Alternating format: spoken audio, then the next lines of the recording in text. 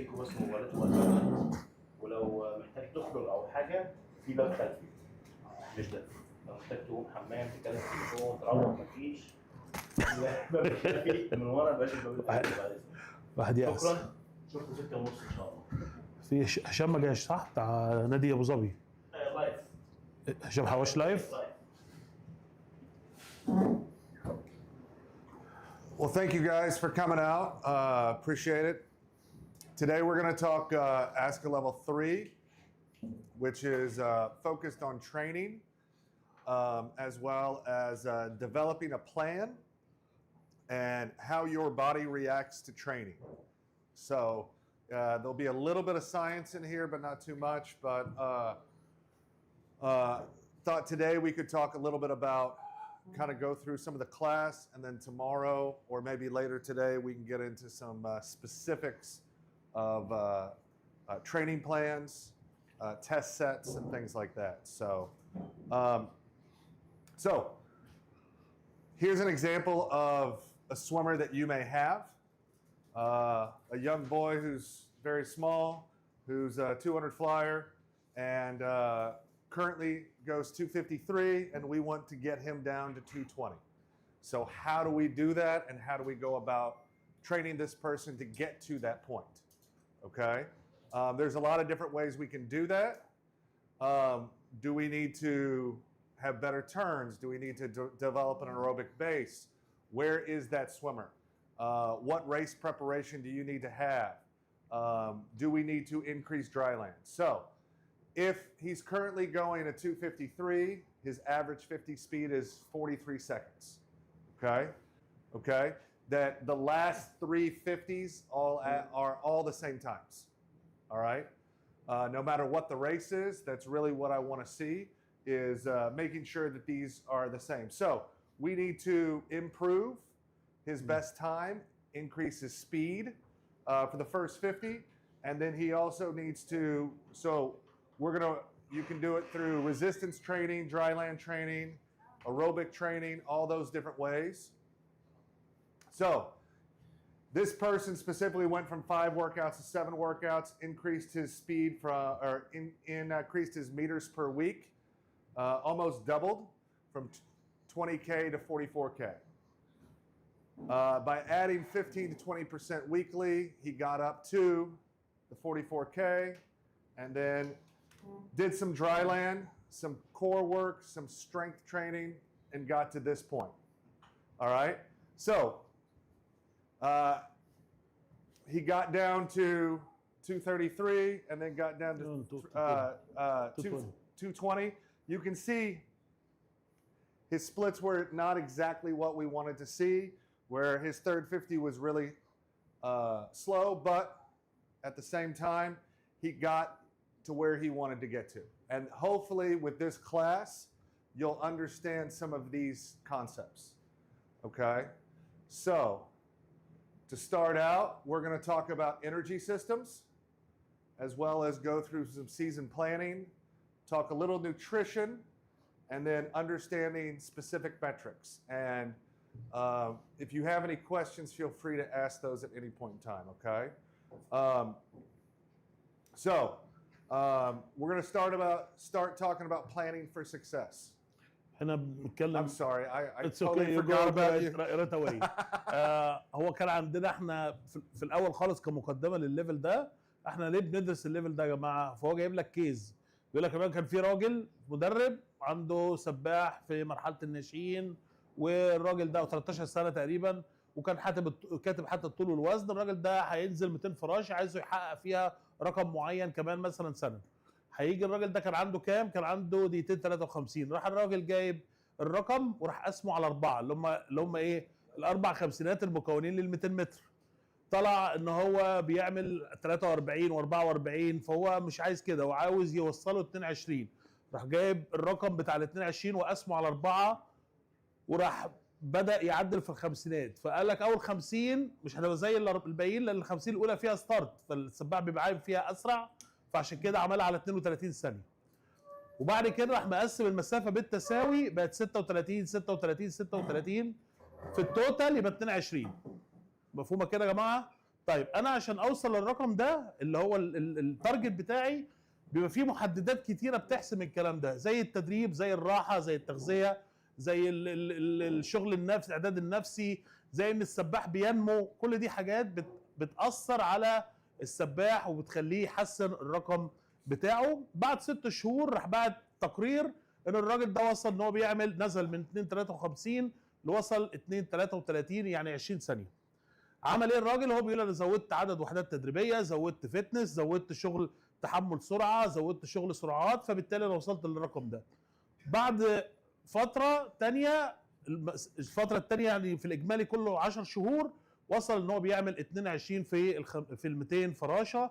بس لما جينا قسمنا الخمسينات لقينا جايب 31 اعتقد، وبعدين 34، وبعدين طلع شويه 38، وبعدين نزل تاني ال 34 في ال50 الاخيره. ففي التوتال هو جاب الرقم. فهي انت ممكن حتى تعمل المثل ده للناس اللي بتبقى عايزه تحلل سبق زي ال 200 حره او حتى 400 حره. فانت بتقسم الزمن على المسافه او على اربع عدد الخمسينات بتاعت المكونه للسبق، وتعرف كل 50 مطلوب فيها كام، عشان تعرف وانت بتدربه يبقى عندك تارجت عايز توصل له. So we'll start.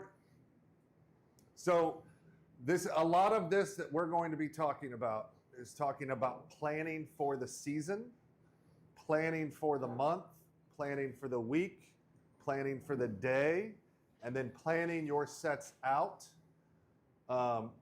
how you're going to write those out, and how that orchestrates throughout your season. So basically that's what we're going to try to do.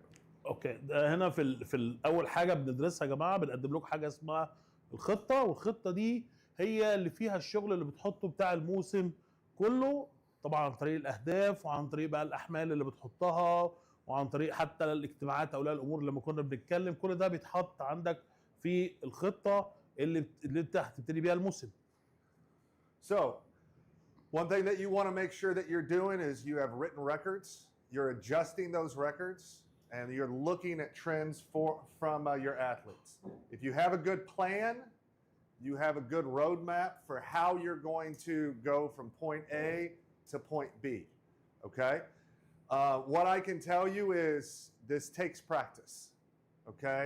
It's not going to happen the first time the right way. I usually believe in the rule of 3. The first year, you have a good plan, and then you start finding problems in that plan. The second year, you adjust to the first year's plan, and you kind of tweak what's going on, but then you find out that usually you're in the wrong spot too. And then by the third year, you understand exactly what you're trying to do, and you're honing in those changes, okay? So that's one of the things, so be patient with all of this. هو بيتكلم these 3 years like when you start 3 years like when you start your career, you mean? I think anytime you're learning how to do something new. اوكي، هو هنا بيتكلم بيقول لك انا الخطه بتاعتي بيبقى فيها طبعا مجموعه من الاهداف، فبيقول لك هو دايما بيبقى عنده قاعده اسمها قاعده الثلاثه. فاول سنه انت بتعمل خطه، فبتطلع في نهايه الموسم باخطاء. تيجي تاني سنه بتشتغل على ان انت تتفادى الاخطاء دي، فبتبتدي عدد الاخطاء يقل، لكن لسه في اخطاء. بتيجي السنه الثالثه خلاص انت عرفت بقى ايه المشكله اللي كانت عندك، فبيبقى حدوث الاخطاء بتبقى حاجه صعبه شويه، لان بقى عندك خبره سنتين قبل كده. So what we're trying to do is create a puzzle and see which pieces that we need. Every single piece that you do in practice gives the picture of what your athlete's training is going to look like. هنا بيشبع العناصر اللي احنا بنحتاجها في تدريب السباح، عامله زي البازل، القطع الناقصه في البازل، واحنا عايزين نلم القطع دي، زي مثلا بقى تحملات السرعه، الشغل الهوائي، تغذيه، الاعداد النفسي، كل الحاجات دي مكعبات او بازل، واحنا بنحاول نملى الكلام ده. So just like we learned yesterday, stroke work, starts, turns, finishes, some kicking, all those things play a part in this. But there's no special recipe, all right, that I can tell you that's going to fit for every single kid at every single level, okay? But what I can tell you is you definitely need, there's a lot of different pieces that need to come together for an athlete to be successful. طبعا انت في بدايه الموسم بتبقى تشوف ايه الاخطاء او ايه المشاكل اللي قابلتك في الموسم اللي فات، وتشوف الفرقه كان ناقصها ايه بالظبط في العناصر دي، وتبتدي تخطط ازاي انت تكمله او ازاي انت تطوره علشان الفرقه اللي معاك تنجح.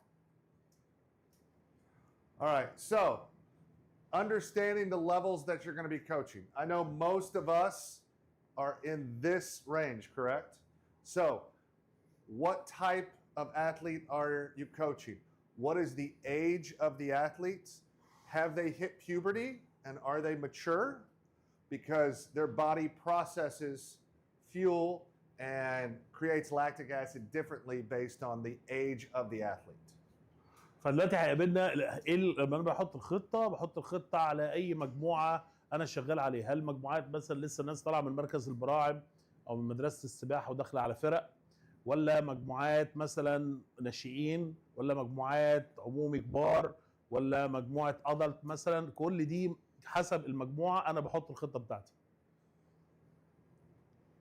So we're going to talk a little bit about some biology real quick.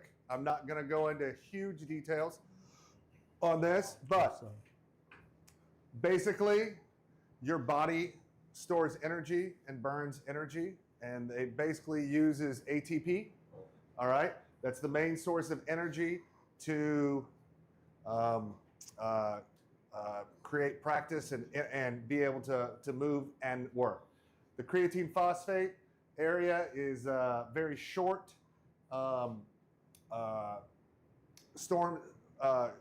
short stores of energy, and we'll talk about specific training for that area.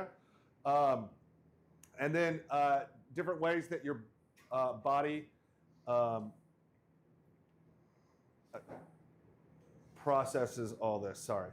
So, do you want me to go هو back? هنا بيتكلم على النظم او الطاقه، بلاش النظم، الطاقه اللي بتبقى متخزنه عندي في جسمي على هيئه اشكال. اول شكل عندي باخد منه او الحاجه الاوليه اللي انا باخد منها الطاقه اللي هو حاجه بنسميها ثلاثي ادينوسين الفوسفات. وثلاثي ادينوسين الفوسفات ده اللي هو بيبقى الغذاء الاولي بتاع العضله، اللي هي اول ما العضله تبتدي تنقبض على طول ده بيدخل معانا.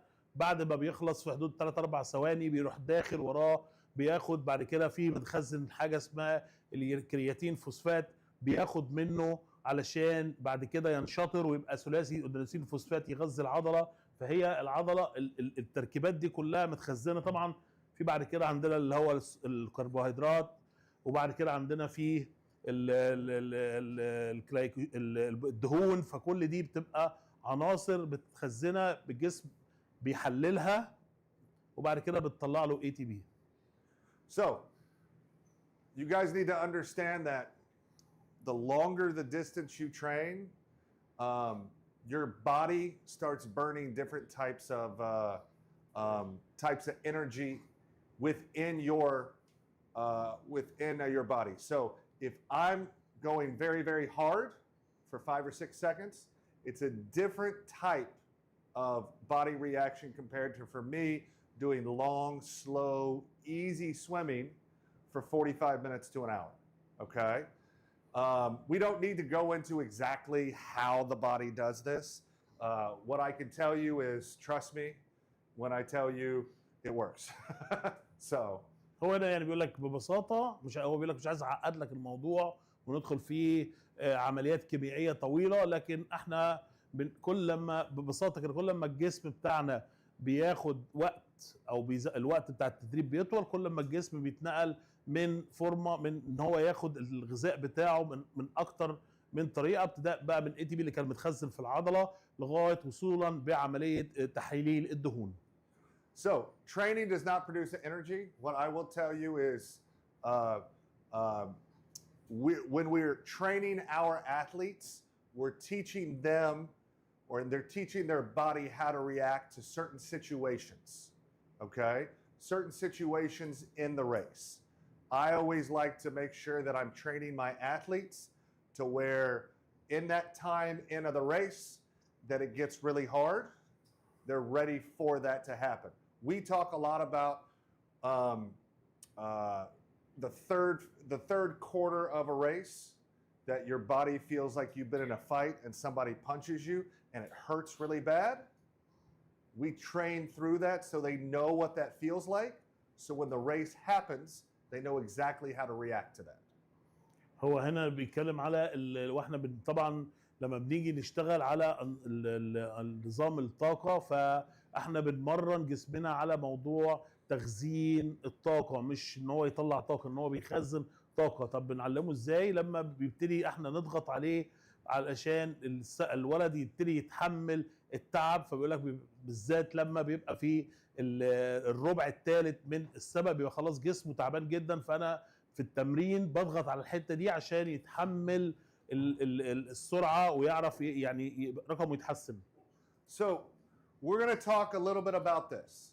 Okay, so the training categories differ from different country, region, area.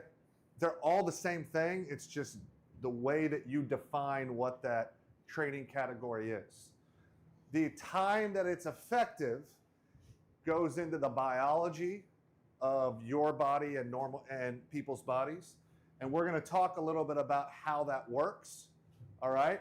And then this is kind of what we talk about. You've probably heard of anaerobic training, race-paced training, sprint training, compared to aerobic training, which is distance training, middle distance training, something along those lines. Okay. So we're going to go into these specific areas and talk about how this applies and how you should write workouts with them. احنا عندنا هنا أنظمة طاقة مختلفة الجسم بيستعملها، وبتتوقف حسب مدة الزمنية اللي بيحصل فيها النشاط. فهنا بيبقى طبعا عندنا الشغل السرعات، فده بنستخدم فيه طبعا قلنا الاي تي بي والسي بي، وحاطط لك حتى الزمن بتاعه. بعد كده عندنا شغل دي بتبقى المسافات، التدريب على مسافات زي ال 50 متر مثلا. في عندنا الشغل اللي هو اللاهوائي، والشغل اللاهوائي ده بيخش معانا برضه في سواء زي ال 100 وال 200، يعني داخل على شويه على الميدل ديستانس. عندنا بقى سباقات الميدل ديستانس والديستانس بيدخل معانا نظام طاقه تاني اللي هو الشغل الهوائي. وبعد كده عندنا الدهون اللي هي احنا بنبتدي نستعملها بعد ما الجسم يبتدي يعني يكون في سبق اطول من مسافه من ساعتين. دول بيبقوا غالبا سباحين المايه المفتوحه. So we have aerobic training and anaerobic training. Okay, so just to do a quick overview, think of aerobic training. We're using oxygen, okay, when we're training. So when you're jogging or running, your face turns from, you know, a white to a pink to a red color. Think of that as aerobic training, where I'm breathing and I'm driving through, okay? Longer, slower speeds, okay? Longer endurance, all right? That's aerobic training. Anaerobic training, I think of blue, purple, where you're sprinting and you're going as fast as you can. You can only hold that speed for a limited amount of time before your body fatigues. So we need to break that up to where I'm not using my oxygen to get through that. I'm powering my muscles with other things besides oxygen. That's why it's called anaerobic. هو برضه ببساطه كده عندنا نظامين برضه في الشغل بتاعنا، حاجه اسمها الهوائي، والهوائي ده بيبقى من خلال الاكسجين. بيقول لك لما يكون بيضرب لك مثلا لما يكون واحد بيهرول فتلاقي جسمه بدأ يحمر، فبيقول لك ده بيبقى بياخد ما بياخدش سرعه كبيره، سرعه متوسطه او منخفضه، ولكن بيبقى فيه استمراريه في الحركه، المسافه بتاعته بتبقى اطول، فده بيبقى الهوائي. الشغل اللاهوائي العكس، كان واحد بيضرب سبرنت، فطبعا بعد مده زمنيه صغيره بيبتدي يتعب ومش قادر يكمل الحركه. فليه؟ عشان ده في غياب الاكسجين، فده اللي احنا بنسميه الشغل اللاهوائي. So you have your cardiovascular system, all right? The blood pumps through your body, all right?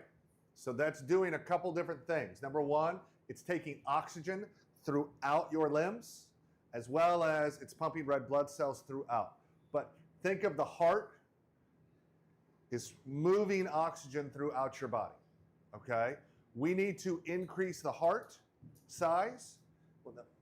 we need to make sure that our pump as well as the heart increases, all right, throughout training. And we'll talk a little bit about that, okay? احنا هنا بنرجع بسرعه كده، احنا بناخد زي يعني ايه مقتطفات كده، فبنخش على حاجه مهمه جدا لازم احنا نتعامل معاها في الجسم، اللي هو النظام الدوري. والنظام الدوري ده احنا محتاجينه لان ده فيه الدم، والدم ده اللي هو بيروح لكافه الاطراف بتاعه الجسم، وطبعا بيروح لكافه طبعا العضلات، محمل بالاكسجين علشان يدي الطاقه للعضلات. فمهم جدا نعرف ان في تاثير التدريب بتاعنا على الجهاز الدوري، وكمان اللي جواه طبعا الدم والقلب، بنبقى عايزين نتكبر مساحه القلب.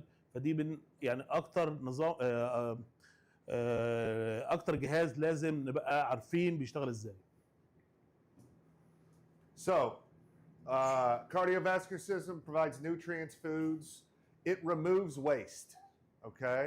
You guys understand that when I start working hard, my muscles produce a waste called lactic acid. That builds up, and that's where the pain starts happening, okay, in a race.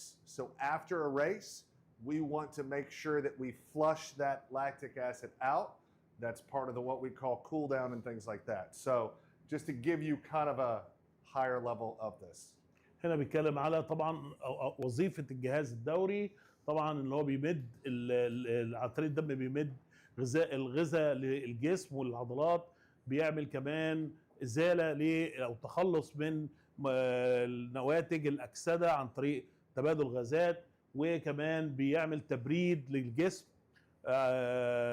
لما بيكون في حراره عاليه بتلاقي الجسم بيغير وظيفه الدم، ان هو بدل ما يروح يعمل تغذيه للعضلات لا بيخش بيرطب الجسم علشان يفضل محتفظ بحرارته. عشان كده دايما بنقول للسباحين ما تقفش في الشمس او تقف في حراره عاليه، علشان انا كمدرب لو هو عمل كده الدم فقد وظيفته، والسباح تحس ان هو عنده اعياء وهو واقف على البلوك ستارت. وكمان اخر حاجه طبعا كرات الدم البيضاء اللي بتشكل جهاز المناعه، بتحمي الجسم من الامراض، وكمان بتساعد على التئام الجروح اللي هي الصفائح الدمويه. So what we're trying to do, and this is just, we want to do two things. We want to build a bigger engine, okay, for these swimmers to make sure they're stronger and powerful, all right, as well as build a bigger pump with their heart so it pumps faster, okay, and things can move through their body faster. So those are basically the two ideas that we're going to do that with, and we're going to do that through different levels of training. هو احنا هنا مهمتنا كمدربين ان احنا نكبر المضخه اللي في جسمنا. ايه المضخه اللي في جسمنا؟ اللي هو عضله القلب. احنا عايزين نكبرها علشان لما بتكبر بتزود بيها الشغل الهوائي بتاعنا عن طريق كميه الدم اللي بتضخ بتبقى كميه كبيره، فبالتالي الاكسجين اللي بيبقى رايح للعضله بيبقى كمياته كبيره، فده بيزود الطاقه جوه العضلات. So your heart is a muscle. The more you exercise, the more it grows, the stronger it pumps, and the bigger the heart, the faster it goes. So if you look at some of the best athletes in the world, they pump a whole lot, as well as it's a very, very strong muscle. Okay? You look at someone like Michael Phelps or like a distance racing like Lance Armstrong, the biker. His heart was significantly bigger than everybody else before he did all the drugs and stuff. But it's an example of what we're trying to do here is, even with younger swimmers, is build these two aspects of their training. طبعا هنا برضه بنتكلم على عضله القلب، والقلب ده عباره عن عضله. العضله دي بتكبر مع عمليه مؤثرات الاحمال والتدريبيه اللي انت بتحطها على السباح، وده احنا عايزين الكلام ده علشان نطلع اكبر كميه طاقه للعضلات. Okay, so before we get into actual training, there's a couple things we need to talk about. Nutrition and sleep, okay? Nutrition's very important. What you eat and what you put in your body is the fuel that allows you to be successful in training. Okay, so this is your gas for your engine. هنا بنتكلم على التغذيه. قبل ما نخش في موضوع التدريب هنتكلم الاول على التغذيه وبعدين النوم، عشان دول المثلث بتاع التدريب. ففي التغذيه بيقول لك ده الغذاء او الوقود اللي بيغذي جسمك عشان يطلع طاقه. And think about this is also for recovery. Okay, so after you've done your training, this is going to fuel your body and let your body grow. هنا بعد كده بنتكلم على حاجه اللي اسمها الاستشفاء، وده بنبقى محتاجينه عشان خلال الاستشفاء ده جسمنا بيعوض الجهد التدريبي اللي حصل، وابتدي نعوض مثلا الالياف العضليه اللي راحت في التدريب او انهكت في التدريب وينمو ويحصل له تعويض. التعويض ده هو اللي بيحسن اداء السباح. So I'm telling you a lot of different things, okay? So nutrition, recovery, what we're going to do in practices. All these things need to be taken into account and educated with your swimmers so they understand how to be at their best. Because what I can tell you, if you do one of the items and not all the other ones, you're not going to see the success. But once you put everything together, then you're going to see huge time drops.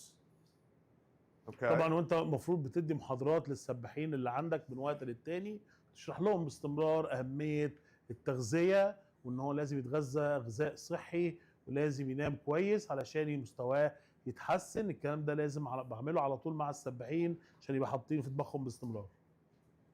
So you guys may know most of this, okay? Oops. So six nutrients. Carbohydrates, that's kind of your fuel for longer distance training. Okay, think of that. Fats are good. We need fats to provide storage for our training. Protein, think of this as growing your muscles. Okay, and then vitamins, minerals. But one of the most important things is water. Okay. I know you guys are in a hot climate. I'm in a hot climate with Texas. So we have to make sure that we're fueling our swimmers and making sure that during practice they are drinking water during practice, but also what they're doing through the day. So some of this stuff that we're talking about is not just what they're doing at practice, but what they're doing at home is going to affect how they practice, okay? And this is something that you have to teach your swimmers is what you do outside the pool will affect what you do in the pool. طبعا هنا بيبقى فيه 6 عناصر غذائيه اللي بتكون منها الوجبه بتاعتنا ولازم نعرفها. اول حاجه عنصر الكربوهيدرات، وده اللي هو الطاقه او الوقود بتاع السباح. الحاجه الثانيه الدهون، والدهون هنا بتبقى مصدر لتخزين الطاقه. وعندنا البروتين. البروتين بيبقى مهم جدا في بناء العضلات. الفيتامينات، وكمان حاجه اسمها الاملاح المعدنيه. كل ده بيبقى مهم في التغذيه. وكمان عندنا الميه، وبيقول لك الميه بالذات في الجو بتاع مثلا زي الامارات، هنا في جو حار، وحتى عنده في تكساس الجو برضه حار. فبيقول لك انت كمدرب لازم تتاكد ان هم بس مش بيشربوا ميه اثناء التدريب، لا، وبيشربوا ميه كمان بره التدريب علشان ما يحصل لهمش اعياء، ولما يجوا ما يعرفوش يجي لك يتمرنوا مره ثانيه. So I look at food. I know this is based on an American, but you're going to need all different types of food to make sure that your kids are getting what they need to get stronger, to recover, and to have energy going into practice, and to be able to last during a practice. You may see swimmers do really, really well the first 35, 45 minutes of practice, okay? And then if they're swimming for 2 hours, they kind of crash because they haven't had the proper fuel prior to or even during practice. We have kids nowadays still that will eat snacks in practice right before a main set just so they have the fuel to be at their best during those انا بتكلمك ان انت جايب لك كده العناصر الغذائيه، وبيقول لك ايه العناصر او النسب اللي موجوده. ليه احنا بنتكلم كل ده في الاخر؟ عشان برضه عايزين السباح بتاعنا باستمرار يبقى جسمه فيه طاقه والاكل هو اللي بيعمل لنا الكلام ده، وكمان بيسرع عمليه استشفاء السباح ان هو يدي بعد كده اكتر من وحده تدريبيه مثلا في اليوم الواحد. So, you want more carbohydrates, all right, than everything else. I'm looking more as a swimmer, as a competitive swimmer, okay? Let's see if, nope. So, if you look at the plate, all right, I want to see 5 colors, all right? If I only see one color, maybe white, where you have rice, chicken, something along those lines, you're only getting a limited amount of this. By having multiple colors, we're making sure they're getting vegetables and protein as well as carbohydrates. We use the rule of 5. If you have 5 different colors, you have a very good meal, okay? Now, the size of the meal, same thing as a 15-year-old, but their breakup should be the same. More carbohydrates, all right? I want to see at least 50% of the plate. So half the plate carbohydrates, at least 25% for a swimmer is protein. And then you have to make sure that they have fat in their diet, because we burn and work out so hard, you will have swimmers lose weight as they go through the training season. Okay, so this is something in the US which people don't want to have fat diets. And the problem is these kids start out Monday, strong, ready to go. As they get to Friday, they don't have as much energy. Okay, maybe they start out at 100% Monday. Tuesday, they're at 90%. Wednesday, 80%. By Friday, Saturday, they're at 50, 60%. And you have this great plan of what you're going to do, but they did not fuel and do the things that they needed to do to be prepared and be at their best. هو انا بيتكلم على الوجبه الغذائيه اللي هي النموذجيه، وكاتب لك النسبه 60% كربوهيدرات، ممكن تبقى اعلى كمان مع سباحين المستويات العليا، جايب لك 15% بروتين و25% دهون. بيقول لك دايما الطبق بتاعنا يكون له اكتر من لون، معنى كده ان انت عندك اكتر من عنصر غذائي في الطبق. عنصر غذائي بيمثل كربوهيدرات، وبعدين عنصر تاني بيمثل بروتين، عنصر تاني بيمثل الدهون. بيقول لك احنا في امريكا في حته الدهون دي الاطفال ما بيبقاش عندهم نسبه كبيره، فبالتالي مش بيخزن طاقه، فعشان كده بيجي على الاسبوع بيبتدي معاك من هو الاسبوع بتاعهم التدريب بيبتدي من يوم الاثنين، بيجي على يوم الجمعه بيكون الولد خلاص خلص ما عندهوش طاقه، لان هو ما عندوش نسبه دهون كافيه كانت بتخزن له طاقه. So I want to have my swimmers eat 3 big meals: a breakfast, okay, a lunch, and a dinner, and then try to eat 3 more snacks throughout the day. What I don't want to see is their blood sugar dropping, okay, throughout the day. I want to see it even throughout the day, because when you have a big blood sugar drop, you're going to overeat on the next meal and not prepare yourself later on down. So having snacks that's high in protein as well as a good carbohydrate, okay? So if you're going to eat nuts or cheese or something along those lines, or maybe a milk, make sure that you have a good carbohydrate with you that you can have that gives you that extra energy. Just having a lot of protein is not good, okay? You're going to build muscle, but we're not trying to have bodybuilders here. We're trying to have strong, lean muscles that can last over a long period of time of training. Every race besides the 50s are over a minute, okay? So you've got to be able to fuel that. هو هنا بيتكلم على الوجبات. عندنا طبعا ال3 وجبات الرئيسيه اللي هي الفطار والغداء والعشاء، مش كده وبس، ده كمان في المسبحين بتوعه بيقول لهم خد مثلا حاجه خفيفه ما بين الوجبات، زي مثلا ممكن يشرب لبن، ممكن ياخد مثلا سندوتش جبنه، ممكن مثلا ياخد شويه مكسرات. ليه؟ لان انا باستمرار عاوز الدم بتاعه او السكر يكون ما يجيلوش هبوط، او السكر بتاعه ما يجيلوش هبوط، لان لو جاله هبوط هيخش على الوجبه الرئيسيه اللي بعديها هياكل فوق طاقته، مش هيعرف يتمرن ويحصل له مشاكل. لا انا عايز باستمرار يكون على طول الدم السكر بتاعه عالي في الدم. So this is such a big deal for us at my club.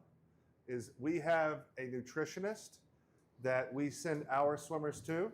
They learn how to eat during the season, and then they learn how to eat also at a swim meet. Because eating during a season when you're training is a little bit different than eating at a swim meet. So I cannot stress enough, nutrition is very important. Now water intake, very, very important. Okay? I try to get swimmers to at least drink 7 to 10 of these a day, depending on the size they are. And I want it spaced out throughout the entire day. Okay? I want a whole lot of water. Think of this like the oil in your car. Okay? Where it keeps the engine lubricated. Okay? So making sure that you have proper water is very, very important.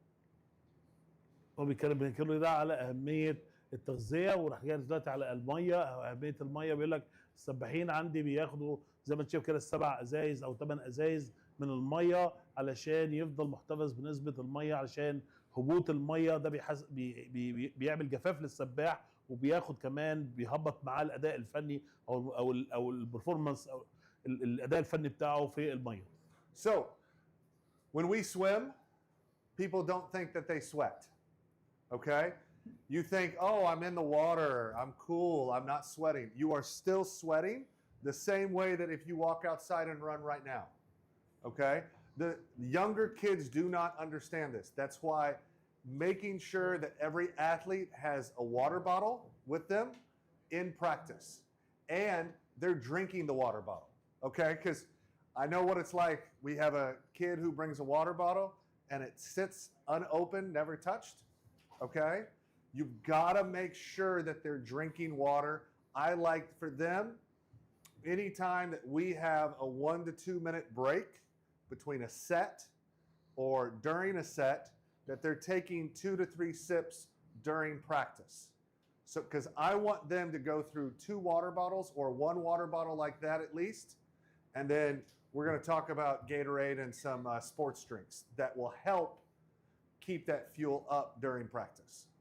هنا بيكلمك على الميه واهميتها ايه في التغذيه، وبيقول لك ان اهميه الميه ان هي على طول بيبقى بتدي الجسم او بتدي العضله التغذيه اللي هو عاوزها. coach is about the percentage here. Do you know the percentage for 1%? This one. 1% dehydration? I don't know what that means. Me too. I saw this one in one book.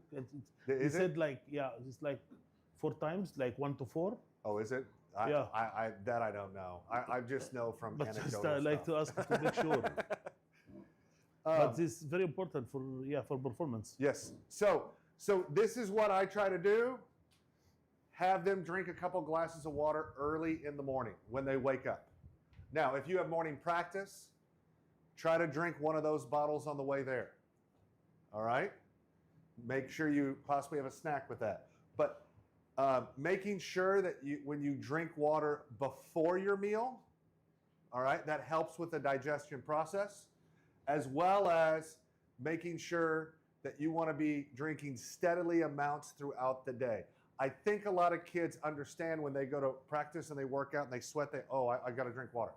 All right? But they got to drink water throughout the day.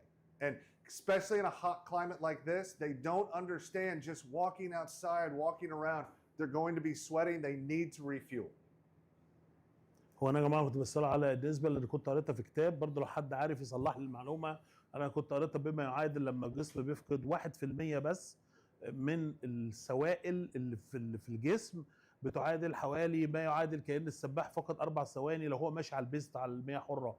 يعني مثلا لو بيمشي دقيقه مثلا 10، فهيمشي لك دقيقه 14.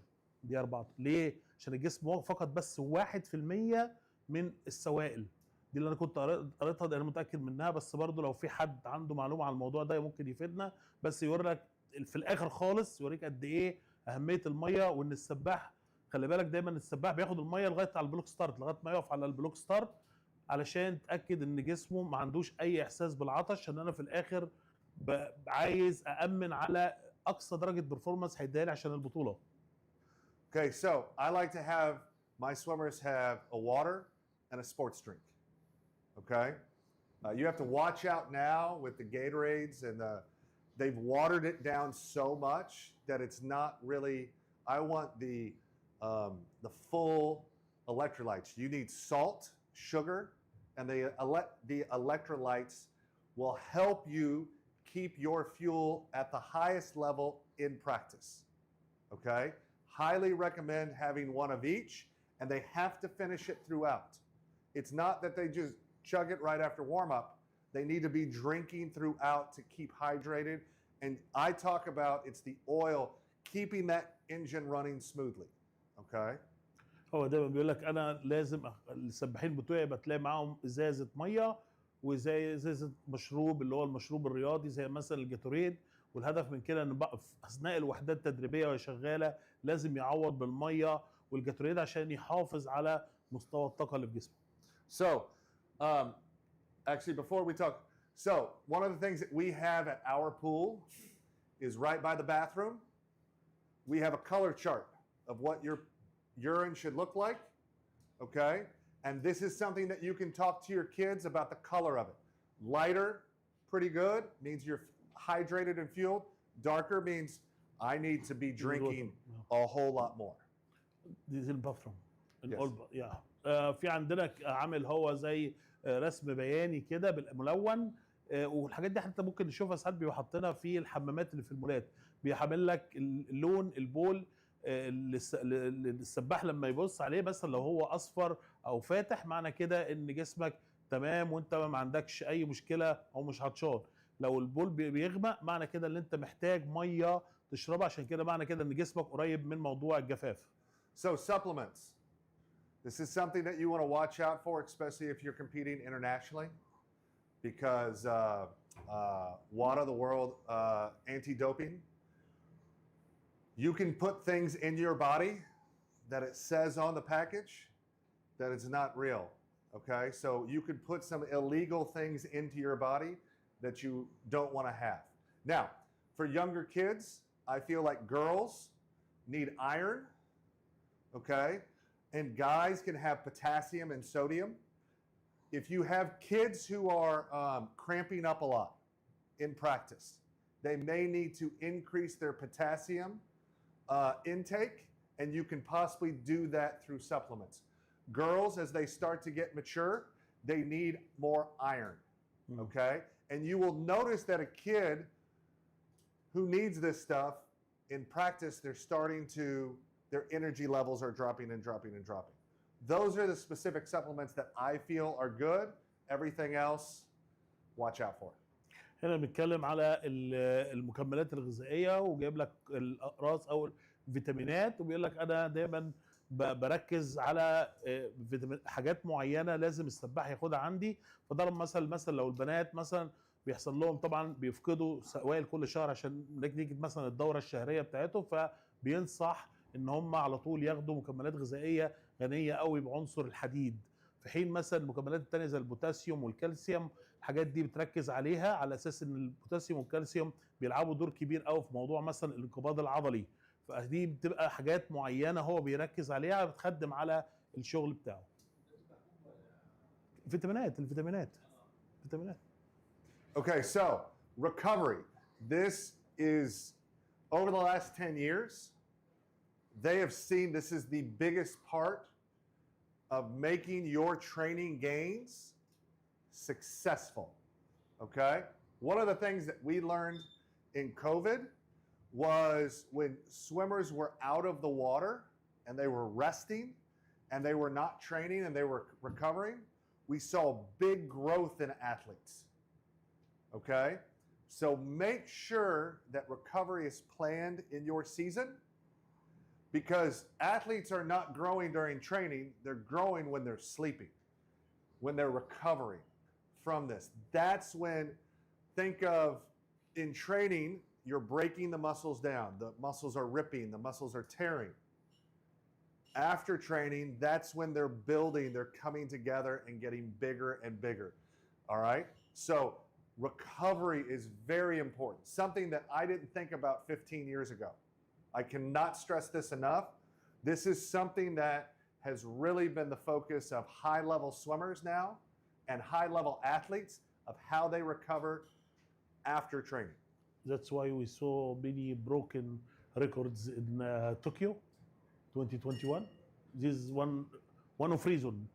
This is a long for recovery time during COVID. Yes. That's why. Yes.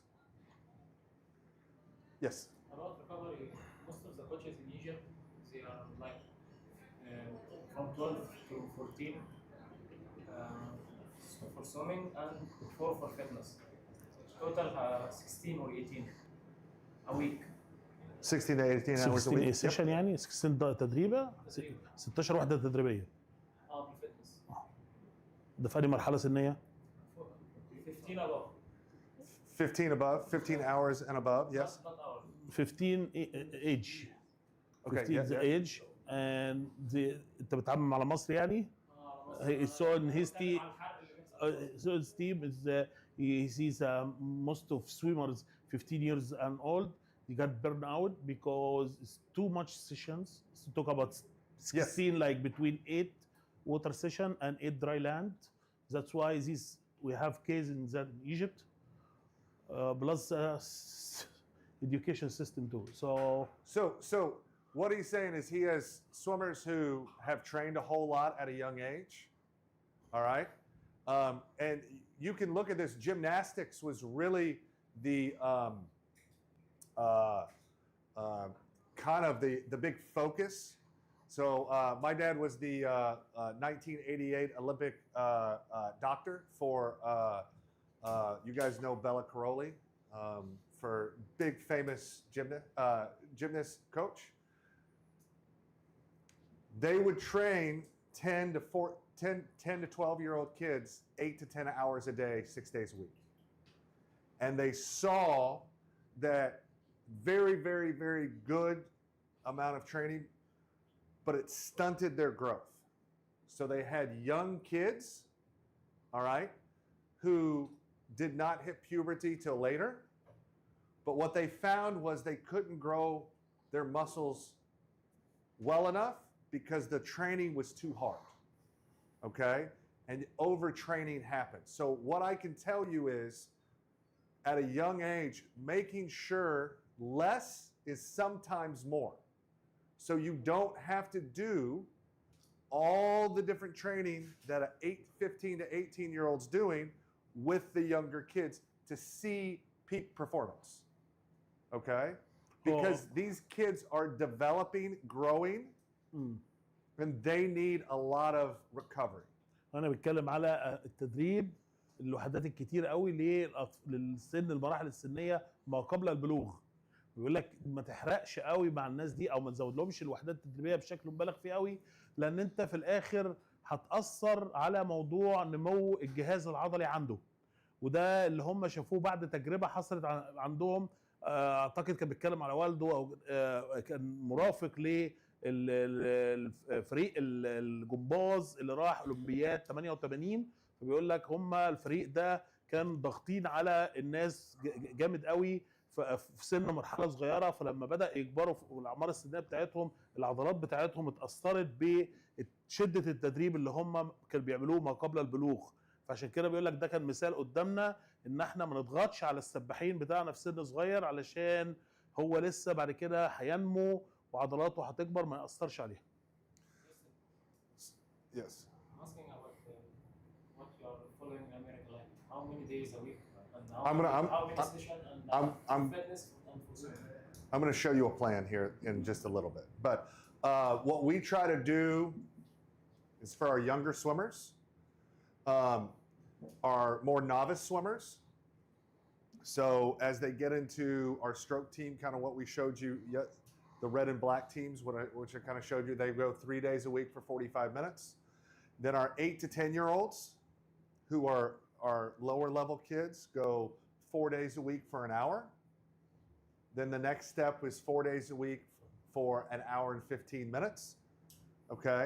And then our top 10 and unders, all right? 5 days a week for an hour and a half. And they're going to be training 15 to 30 minutes in dry land, 2 to 3 days a week. And then the rest is swimming. But it's 7.5 hours. That's the most you need. Our top 11, 12-year-olds train 6 days a week for 2 hours with about 3 to 4 training sessions in dry land, as well as the rest is swimming.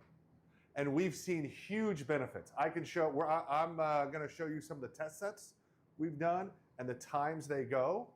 And what I can tell you is I used to train a lot of kids a lot, and we saw a negative return later on with the kids. Number one, they were burnt out. But number two, they just were too tired. I want kids to go fast. And I feel like doing a little bit less is better, okay? Especially with the younger kids. We've seen since the 1970s, if you swam in the 70s, the 80s, or the 70s, 80s, and 90s, we did all this aerobic volume, 100K. And we haven't seen, I mean, we blew by those times a long time ago. Now it's more quality over quantity, okay? And recovery is so important that if you looked at the 2024 Olympics, there was what, 1 or 2 world records broken? Yeah. Why? All those swimmers were fast. Yeah. But what happened was France did a terrible job of putting the busing system, the facilities they had for the athletes to sleep in were horrible. Yeah. And so they could not recover between the prelim session and the final session, and they couldn't recover well at night for the next day's swim. So we never saw these fast super swims, which the athletes were ready to do because they were not prepared and they were not allowed to recover between their races. Even we got, I read they have some complaining about food too. The food was bad. Food is horrible. Like, I know Katie Ledecky got stuck on a bus for 2 hours between prelims and finals. Okay? They didn't have AC, and it was the hottest summer they've had in France in 20 years. And so these athletes weren't able to recover. This is why this stuff is so important. هو أنا بيتكلم على أهمية الراحة والتغذية، يعني يتكلم في مواضيع كبيرة قوي. ف بيتكلم مثلا بيقول لك احنا زمان المدارس القديمه، مش عارف كان مين حد بيسالني امبارح على الاحجام التدريبيه اللي الواحد كان بيعومها. فعلا كان زمان في السبعينات والثمانينات ولغايه مثلا النص الاولاني من التسعينات كان بيهتموا قوي بالاحجام التدريبيه الكبيره جدا. انا واحد من الناس عاصرت المرحله دي، كنت بتدرب في المرحله دي، فعلا كنا بناخد احجام تدريبيه رهيبه. دلوقتي بعد كده كان بدا يركزوا على الكواليتي بتاع الشغل بقى، اللي هو السباح بيستفيد منه، مش مجرد هو بيعوم قد ايه، لكن مجرد هو بيستفيد قد ايه من التدريب اللي هو بيعمله. و بيدل على كده. بيقول لك احنا مثلا شفنا في 2024 ان السباحين ما حطمناش ارقام، حطمنا في 2021 عشان فترات الراحه الكبيره نتيجه الكوفيد خلت السباحين بقى عندهم فتره استشفاء رهيبه، فحطموا ارقام كتيره في 2021. في 2024 ضرب لك مثل على قله الراحه والتغذيه، ان لقينا ارقام ضعيفه يعني قليله قوي اللي اتحطمت، لان فعلا النظام الغذائي في فرنسا في داخل جوه القريه الاولمبيه كان سيء جدا. مش الاكل اللي سيء، كميه الاكل ما كانتش متناسبه مع احتياجات السباحين، بالاضافه كمان ل النوم بتاع السباحين. ما كانوش بيغيروا حتى ملايات السرير، يعني كانت حاجات مؤسفه. يعني فعلا اولمبياد فرنسا دي يعني تتضرب فيها المثل ان هي كانت افشل دوره اولمبيه اتعملت من سنين. حتى المياه مفتوحه بتاعتها لما جم عاموا في النهر اللي عاموا فيه ده كان في نسبه الاميبا اعتقد كانت كبيره جدا، بس هم طبعا اللجنه الاولمبيه عشان الفضيحه والدنيا عملوا السبق وبدا يدوا السباحين بعد كده ادويه ومش عارف ايه عشان يغطوا على الفضيحه. فعشان كده بيقول لك النظام الغذائي والراحه قد ايه مهمين للسباح، حتى ان هو يسرعوا له عمليه الاستشفاء، علشان ده في الاخر انت بتتكلم على اداء فني جوه الميه.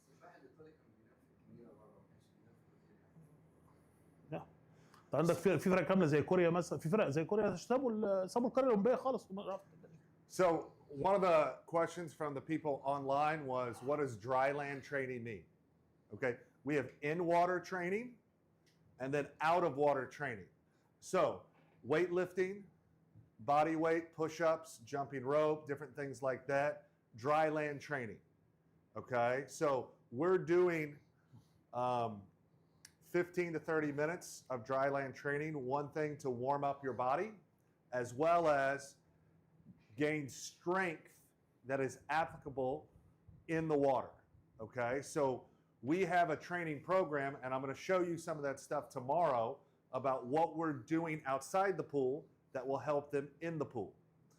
The second question is how many training sessions an 11-year-old can take, okay? You can train them as hard as you want, as long as you want. You're not going to see great results. What I can tell you is an 11, 12-year-old high-level swimmer, 6 practices a week is very, very good for 12 hours total, okay? You do not need to train anymore in my philosophy. If maybe you do 8 practices a week, that's a whole lot, okay? I think it's time. How much time are you training over that week?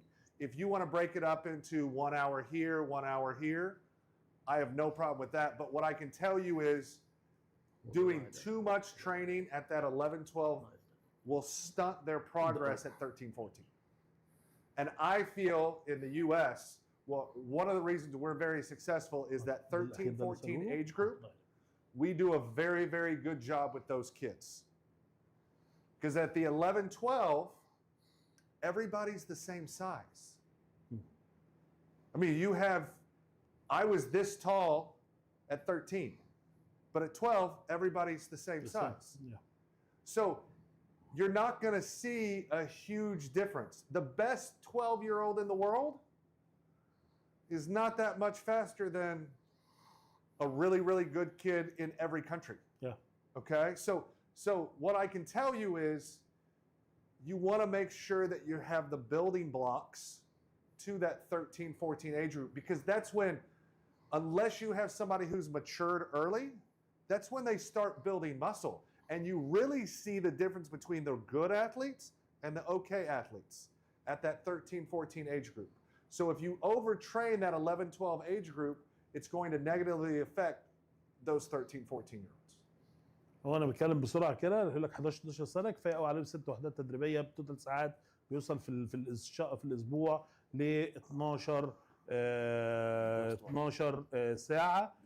فبيقول لك دي كفايه قوي، احنا مش عايزين ندوس اكتر من كده على السباحين، لان انا في الاخر من 13 14 سنه بعد سن البلوغ يبتدي يبان بقى السباحين طبعا السباحه اللي بتطول يعني، فبتدي يبان السباح الموهوب. ف 12 سنه كله بيتساوى، فانت يعني هو من وجهه نظرك كفايه قوي عليهم 6 وحدات.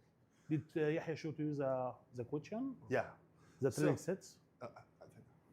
So they asked how many training sessions you should have, okay, per age swimmer. I think for the 10 and unders, 5 a week. 5 a week is good. 5 وحدات تدريبيه ل 10 سنين فما تحت. That's with fitness. So I think like 7.5, 8 hours a week total is good. If you want to break it up, you can, but I feel like those young kids should be sleeping and not have morning practice for a 10 and under. Okay? Now, I will tell you, if you go to like the Washington, D.C. area, they only practice in the morning, early, but besides that, everybody's in the afternoon. So I think 5 sessions a week for a 10 and under, all right? I feel like the 11, 12, that's when you can push that 12 hours, 13 hours a week in 6 sessions, okay? I don't think that you need to do a double at 11, 12 because I think sleep is very, very important, and we're going to talk a little bit about that, but I think sleep is very, very important, okay? And then for the 13, 14s, 6 to 8 sessions, that's when you can get up to 20 hours a week with that 13, 14 age group. Very, very much so. I just wanted to clear up something for you. I think there's a little part of the word. When they say fitness, they mean dryland. Okay, okay. That Yeah. exactly the same thing. Fitness, dryland, yes. Fitness and Yeah. dryland? Okay. Yeah. Fitness and dryland are the same. Thank you. Thank you. Yeah. Okay, so so I'm looking at total time over the week. I would say, if they're going 12 hours for an 11, 12-year-old, you're looking at 2 to 3 hours a week for fitness or dryland. Okay, I want to make good athletes on land who are strong and movable. Those kids are going to be very good in the water. And if they're not good on land, I got to teach them how to be that athletic kid on a land before they get into the water, because that will translate into the water. Does that help? So when we go to international swim meets, oh yeah, go ahead. Your session is 2 hours. For what? 2 hours for what session? 2 hours usually for the 11, 12, and 13, 14s. Okay. Women fitness. With fitness, yes, and then that's with fitness. With fitness. Okay, and then 5 sessions. So for 10 and unders, about an hour to an hour and a half. How many minutes for fitness? I'll go over all this stuff specifically here a little bit more tomorrow and kind of show you a breakdown. I have a couple season plans that I can show you exactly what we're doing and how we're doing it. So right now, think of this is the high level stuff that we're talking about, because this is very important stuff. So, so recovery. So when the U.S. goes to an international swim meet, we bring like 12 coaches. All right, 8 of those we bring 12 to 14 adults. About 8 of those are coaches. We have a nutritionist who comes in, who makes sure after every training session that they're giving every kid chocolate milk. We bring all this stuff over to us, to that country, if that country doesn't have this stuff. Okay? They are making sure that they're eating peanut butter crackers or chocolate milk after every single practice, after every single training. Okay? Very, very important. If you can have some, I think chocolate milk's great because it reacts fast. It goes into your blood, it goes into your body quickly and is absorbed quickly right after. So 5 to 15 minutes after you are done with training, make sure you have 1 chocolate milk. It's the perfect amount for every kid.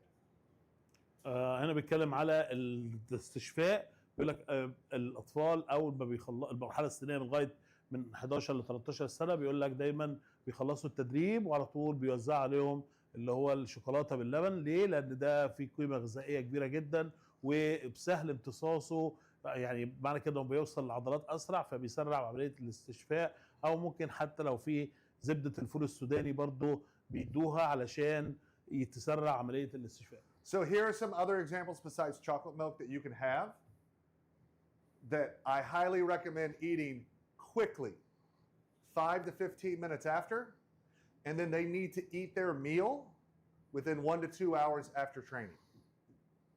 Okay? So, okay. Can you previous slide? Yeah, please? yeah. هنا لو عايز تاخد صوره يا جماعه للكلام ده، علشان الكلام ده مش موجود في خروج بقى، عشان برضو انت طفل كل يوم يعني مش هتديله لبن بالشوكولاته، هو يعني هيصوت لك خلاص اتخنق. فيعني حاجات اهو بدايل كتير علشان تلعب معاهم، يبقى ايه الدنيا ما فيهاش، تبعد عن الرتابه والملل. شوكولاته باللبن،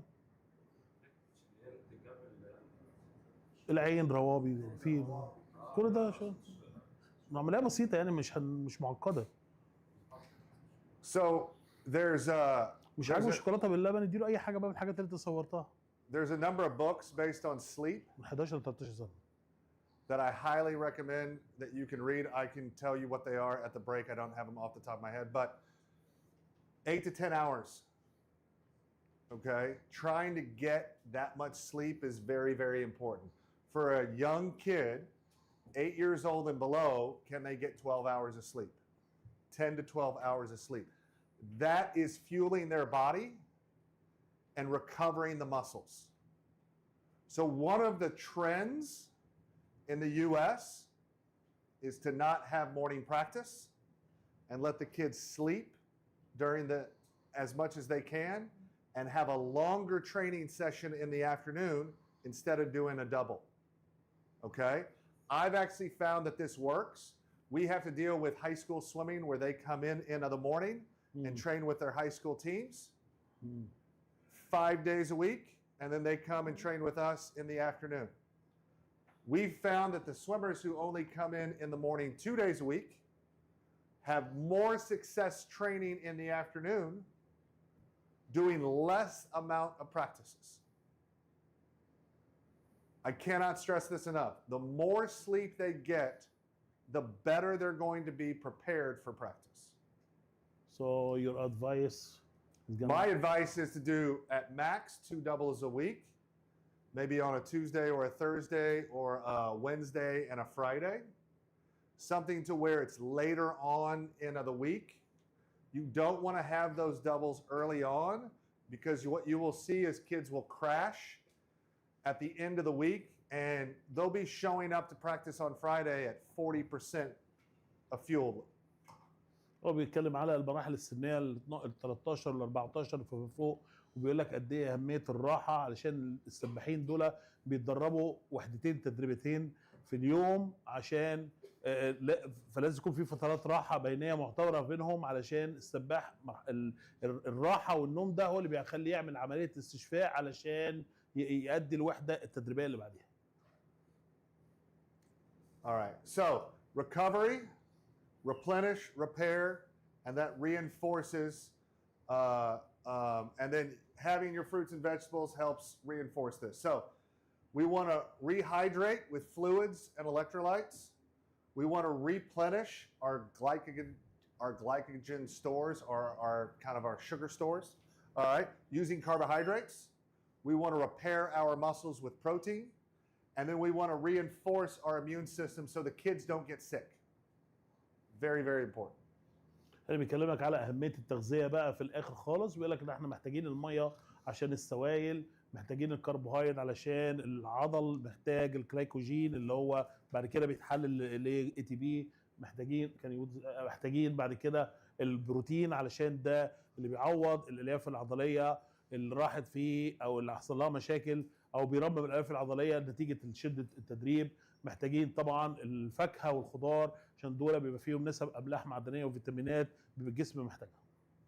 All right, so what we're going to talk about is now how do we organize our training plans. All right, there's a lot of different ways to do this. You have the American training model from Ernie Manclisco. All right, you have Bill Sweetenham's training zones. Jan Ulbrich from Germany, I believe, talks about capacity and power. And then I use the John Urbanchek color charts because I feel like this is the easiest way to understand how training works, okay? So we're going to talk a little bit about the specific types of training, all right? And then we'll talk a little bit more about how we layer that training later on. But John Urbanchek, former person from Michigan, worked with Katie Ledecky's coach.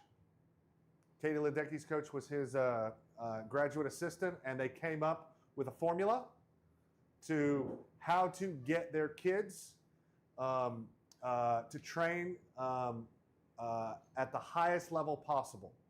All right? The idea behind this is if you train in specific zones throughout the week, you will always have enough energy for that training zone throughout the entire week. So if I do a whole lot of sprint training, as I go through the week, my sprint training is going to get less and less. My sprint performance is going to be less and less and less. So how can we maximize every single practice to where we're not having to do a recovery practice and the kids are too tired to do this. So I'm going to show you how to do that to where you can go hard every single day in different energy zones and you're not overloading the kids and overtraining them. وهنا يا جماعه بنتكلم على انظمه الطاقه. طبعا مدارس تربيه مختلفه.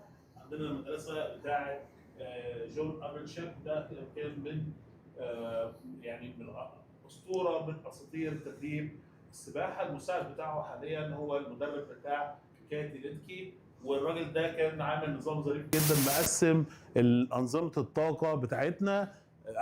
طبعا انظمه حسب طبعا شده التدريب لالوان، فاللون بيترجم معنى شده التدريب. هو حتى في شغله بيحب يستعمل الالوان، بيقول لك بتدي نظر او صوره بسيطه للسباح يعرف هو بالظبط مطلوب منه يطلع شده قد ايه. So the reason that we use the color systems is it's easy for the kids to understand. So just like I talked to you before, the colors match what the athlete looks like outside the water. All right? So we have our white system, all right, where the heart rate, all right, is 120 to 130 beats per minute. This is, all right, this is easy training. Their face is white, no color different change, okay? All right, then we get into pink, very important. So think about how my color, my cheeks change from white to pink when I start giving effort, okay? And that heart rate is between 130 to 150, okay? So this is very important early season to develop the aerobic base and you start developing the engine. You're going to be training slower than you're racing, okay? And then we have red, which is threshold, 150 to 170 beats per minute. This is ideal for creating a bigger engine, okay? And helps your heart pump faster and more efficiently when you are racing, okay? So these are the aerobic training systems. You want to be in every single one of these during your trainings throughout the week. Now, you're going to be in this, in the white, a lot more than everywhere else because I can't handle this I can only handle hard training for a specific period of time. هو ده بيتكلم على نظام الالوان، وبيقول لك هو جاب نظام الالوان ده نتيجه من الالوان اللي بتبقى في وش السباح اثناء شده التدريب. فمثلا لو الشده سهله ماشي الراجل على 120 ل 130 ضربه في الدقيقه معدلات ضربات القلب، فبيقول لك خلاص بيبقى عادي وحتى بتعرف تتكلم معاه. بعد كده لما بتعلى شويه بالشده بدا يعلى معدلات ضربات القلب 130 150، وده بيقول لك ان انت بتبقى في بدايه تطوير ان احنا عايزين نكبر عضله القلب. بعد كده عندنا النظام الاحمر وده بيبقى معدل النبض من 150 ل 170، وده بيبقى النظام اللي عنده انا بدي شغل عشان اكبر عضله القلب تكبر كمان وكمان، يعني بدي اقصى شغل عندي عشان تكبر علشان تنمي الشغل الهوائي بتاعي. So then we have anaerobic training. All right? I think of the cheeks. Okay?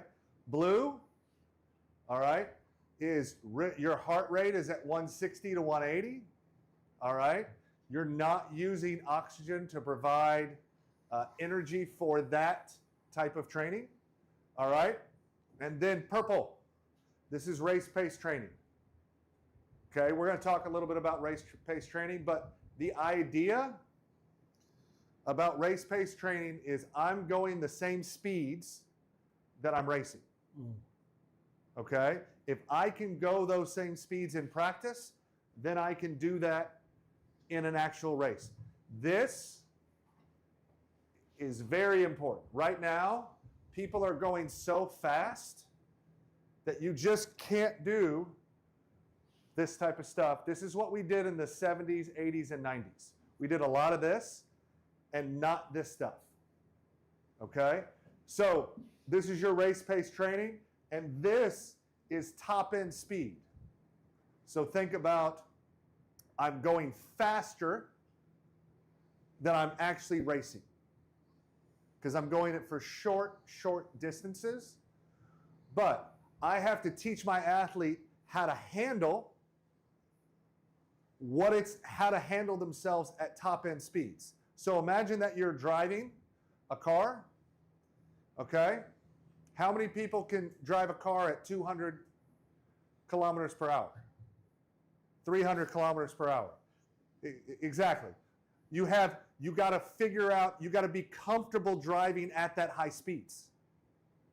The athlete needs to be comfortable going those speeds and knowing what that's like. So here in the aerobic system, we're going to train below their actual racing. And here in the anaerobic systems, we're going to train at or above their training speeds. وانا بتكلم على الشغل بقى اللاهوائي. هنا بدأ نخش معدلات ضربات القلب بتعلى، وبدأ هنا يعلى التدريب بقى فوق الحاجز العتبة بتاعته. بعد كده السباح عامل بسرعات كبيرة جدا، وبيبقى بيقول لك ده الازرق ده بيبقى بينمي الشغل اللاهوائي او القدرة اللاهوائية عند السباح. عندنا بعد كده البنفسجي، وده بيدي بقى على الريست بيس اللي هو بيمشي على نفس السرعة اللي او انت بتمرنه على بتعمل له بروفا على نفس السرعة اللي المفروض هيعوم بيها في البطولة. عندنا بعد كده اللون الذهبي، اللون ده اللي احنا بزود كمان في السرعة اكتر واكتر، بحيث يبقى دي اكتر سرعة هيقدمها لي في البطولة. وطبعا مفيش طبعا معدلات ضربات قلب، انه بيديك اقصى شدة واقصى مجهود عند السباح واقصى معدلات ضربات القلب. So no matter what age swimmer you have, this is the type of training that you're going to need to do for them. Yeah. معلش you put there written there EN1, EN2, EN3. هو ده aerobic endurance. Sorry, no. Speed 1, speed 2, speed 3. Race pace. Last thing, race pace. So what is the difference between this and that? Speed 1, speed 2, speed 3, race pace. ما هو سبيد 1 سبيد 2 ده ريسبيس. سبيد 3 اللي هو الباور. EN1, EN2, EN3. ظبطت كده معاك؟ SP1, SP2, SP3. هو دمج. Does that make sense? Because it just, they're all, I mean, if you go to France, they have their own, they have a European model. Yeah. Okay. It's just different names. So, but yeah, so if you guys know that, EN1, EN2, EN3, I did not keep this here because it's just saying the same thing over and over and over. Okay. So, but if you think about that, that's kind of where, kind of what they're trying to do. هو هنا يا جماعه احنا كنا في الاسكا في الاول او لغايه الدفعه اللي قبليكوا كنا بندرس نظام الالوان، وبعد كده ندرس بعد كده ماجليشيو زي ما كان المدرب بيتكلم، وبعد كده يدمجوهم مع بعض عشان الفكره توصل لكم احنا كمدربين بنشتغل ازاي مع انظمه الطاقه المختلفه. هو الراجل هنا راح عامل لكم دمج ظريف على طول عشان ما نقعدش نكرر والناس تتوه مننا زي ما كانت الناس بتتوه مننا المره اللي فاتت. فهو كده على طول حاطط لك الشغل بتاعه، حاطط لك معدلات النبض، وحاطط لك بيقول لك النظام ده انت رايح بيه او انت عايز منه ايه. So there's a new thing that we talked about is short speed burst. So the creatine phosphate, you use that for about 5 to 8 seconds. Okay? That's the energy that you use the first 5 to 8 seconds of the race. So if I'm going all out for 5 to 8 seconds, I go easy to the wall, in about 10 seconds to 15 seconds, your creatine phosphate stores replenish, and you get to use that fuel over and over and over.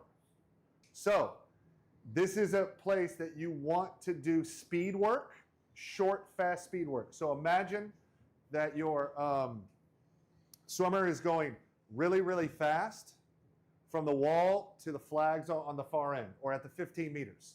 All out, everything they have. By the time that, and we'll do 10 25s. You could do 100 25s, all right? On like 30, 35 seconds. Give them that time of resting. They can go fast all they want. Is with dive? Dive, no dive, whatever. I mean, it's about the intensity and speed. So this is part of ultra race pace training. If you guys have heard like that, the start Michael Andrew type Start thing. and finish? Yes. You can That, do it- it you or just you go really fast to about 15, and then you go easy the rest of the way. You just you know what I mean?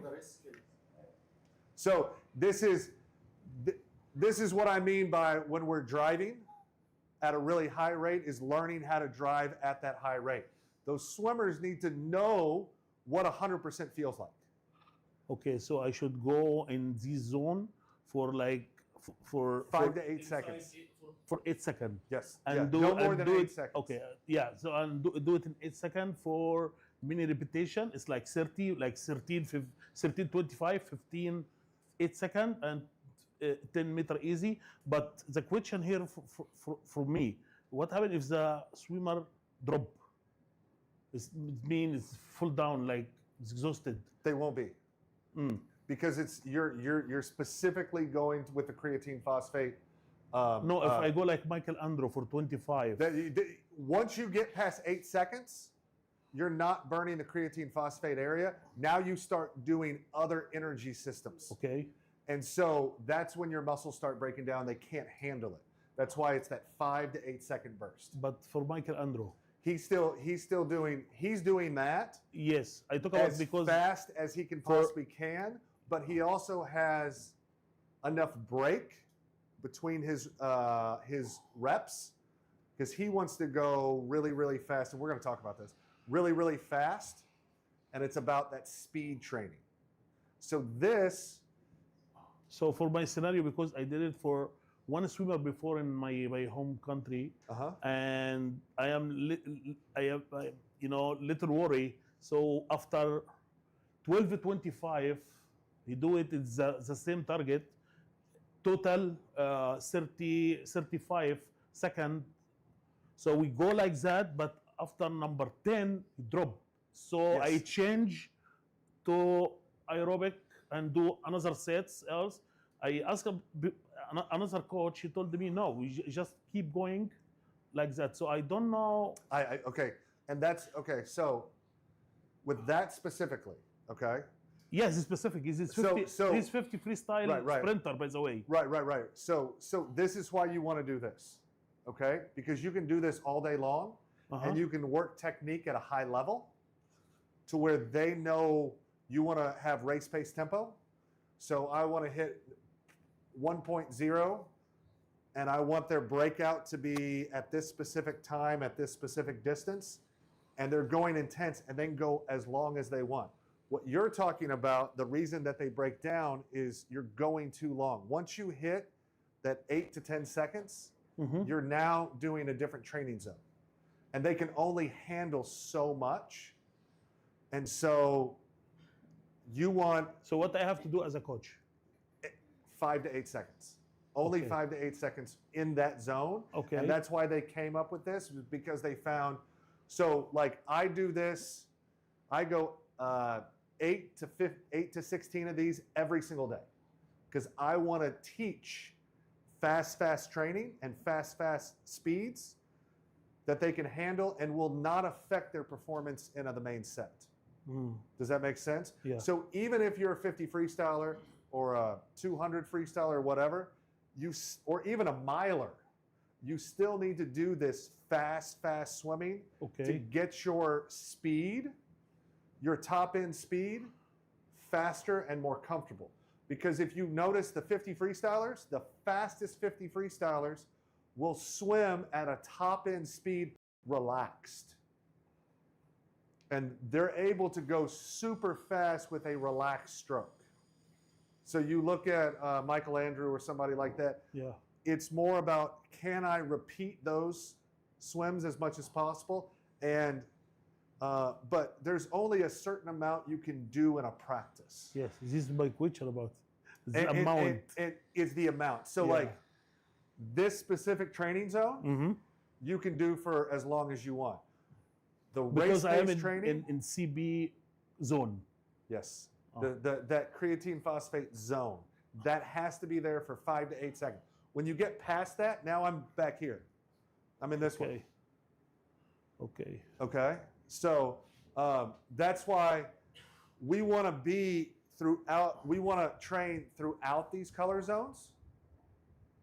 Okay, because if you stay in one zone, what I've seen is you can blow out their energy system. So you can, for 1 to 2 months, you can do really, really well, and you see kids excel really, really well, doing a lot of sprint training, and then after that, there's no improvement. Because those energy stores are done. And it takes so much time to recover from it. So like every single one of these, except this one, 36 hours to 48 hours to recover. So on Monday, if I do pink, the next time I'm ready to do that is 36 hours later. All right? So that means on Monday, if I do pink, that means sometime Wednesday morning, I'm ready to go again for pink. So if you can layer these, Monday I do pink, Tuesday I do red, Wednesday I do blue. Thursday, pink, Friday, red, Saturday, blue. Just like aerobic. And this is aerobic to anaerobic. Yeah. All right? These are all a combination of what this is. Okay? These are all the same, but if you think about staying in these 3 zones, your swimmers will be ready to perform at the highest level, and you don't have to just go, okay, we got to take a recovery day. So even like your sprinter who would go really hard and then he would drop, the next day, was he ready to go fast? Nope. No, because he had to have those stores. Yeah. going. And so that's why if you layer these, and these 3 zones are the most important. Yes. Moderately hard aerobic training, hard aerobic training. Red, you're going hard for 30, 45 minutes. Blue, think of 1-to-1 work to rest ratio. So I'll give you an example. I'm going to go 6 300s. All right? On 30 seconds rest, you need to hold a specific heart rate. I want to see your heart rate. All right? 130 to 150. Okay? So you look at the time that they're going to do, or you do a test set, which we're going to talk about. All right? And you want to hold that pace that whole time. So if you think about steady state swimming or steady state heart rate, my heart rate stays the same. I have 30 seconds rest after a 300. I do 30 seconds rest after a 400, a 100, whatever you want to do. Okay? But I'm holding this heart rate throughout. Then the next day I go red, where I'm going, you can do 10 seconds or 30 seconds rest. Okay? But now I'm going faster. But it's something that I can withstand for 30 to 40 minutes. This I can do 30 minutes to an hour, and it's hard, but it's not killing me. But what I will tell you is this is very important to do this, where they're going at a slow rate, holding a good stroke, and then we go fast. Very, very hard. So think of 2100s on 2 minutes, all out. So you go 100 on 1 minute. 1 minute work, 1 minute rest. Or if your swimmer goes a minute 30 work, then they do a minute 30 rest. I would not go over a minute 30 on the work just because they can't handle it for that long. But like 2100s on 2 minutes is 40 minutes, and it's great because you get the sprinting there. So you get more of the aerobic swimming on 2 days, and then we go sprint training. And then in warm-up, we'll do this, okay? The white. And then we'll sprinkle in different types of sprinting throughout the week. Let's say that it was for 15 and 800 Uh-huh. race. So 400 IM too? oh yeah, 400 IM, this is great. Now 50 freestyle, this is not the plan for 50 freestyle. Yeah. But think of 50 freestyle as 18-year-old man above. I don't train anybody else unless you're a big, strong guy for a 50 freestyle, because I want them to be able to swim the 100 to the 400 or even the 800. Because if you can increase their 400, have a better 400 time, you're going to see them have a much faster 100 time. Okay? I feel like I train for the 400 free, the 400 IM, and the 200 freestyle and the 200 IM. That's what I want to see.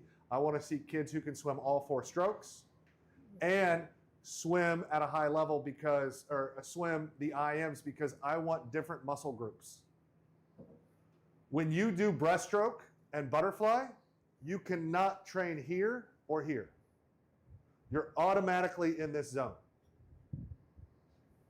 So what I'll do is a freestyle backstroke set on Monday, butterfly breaststroke set on Tuesday,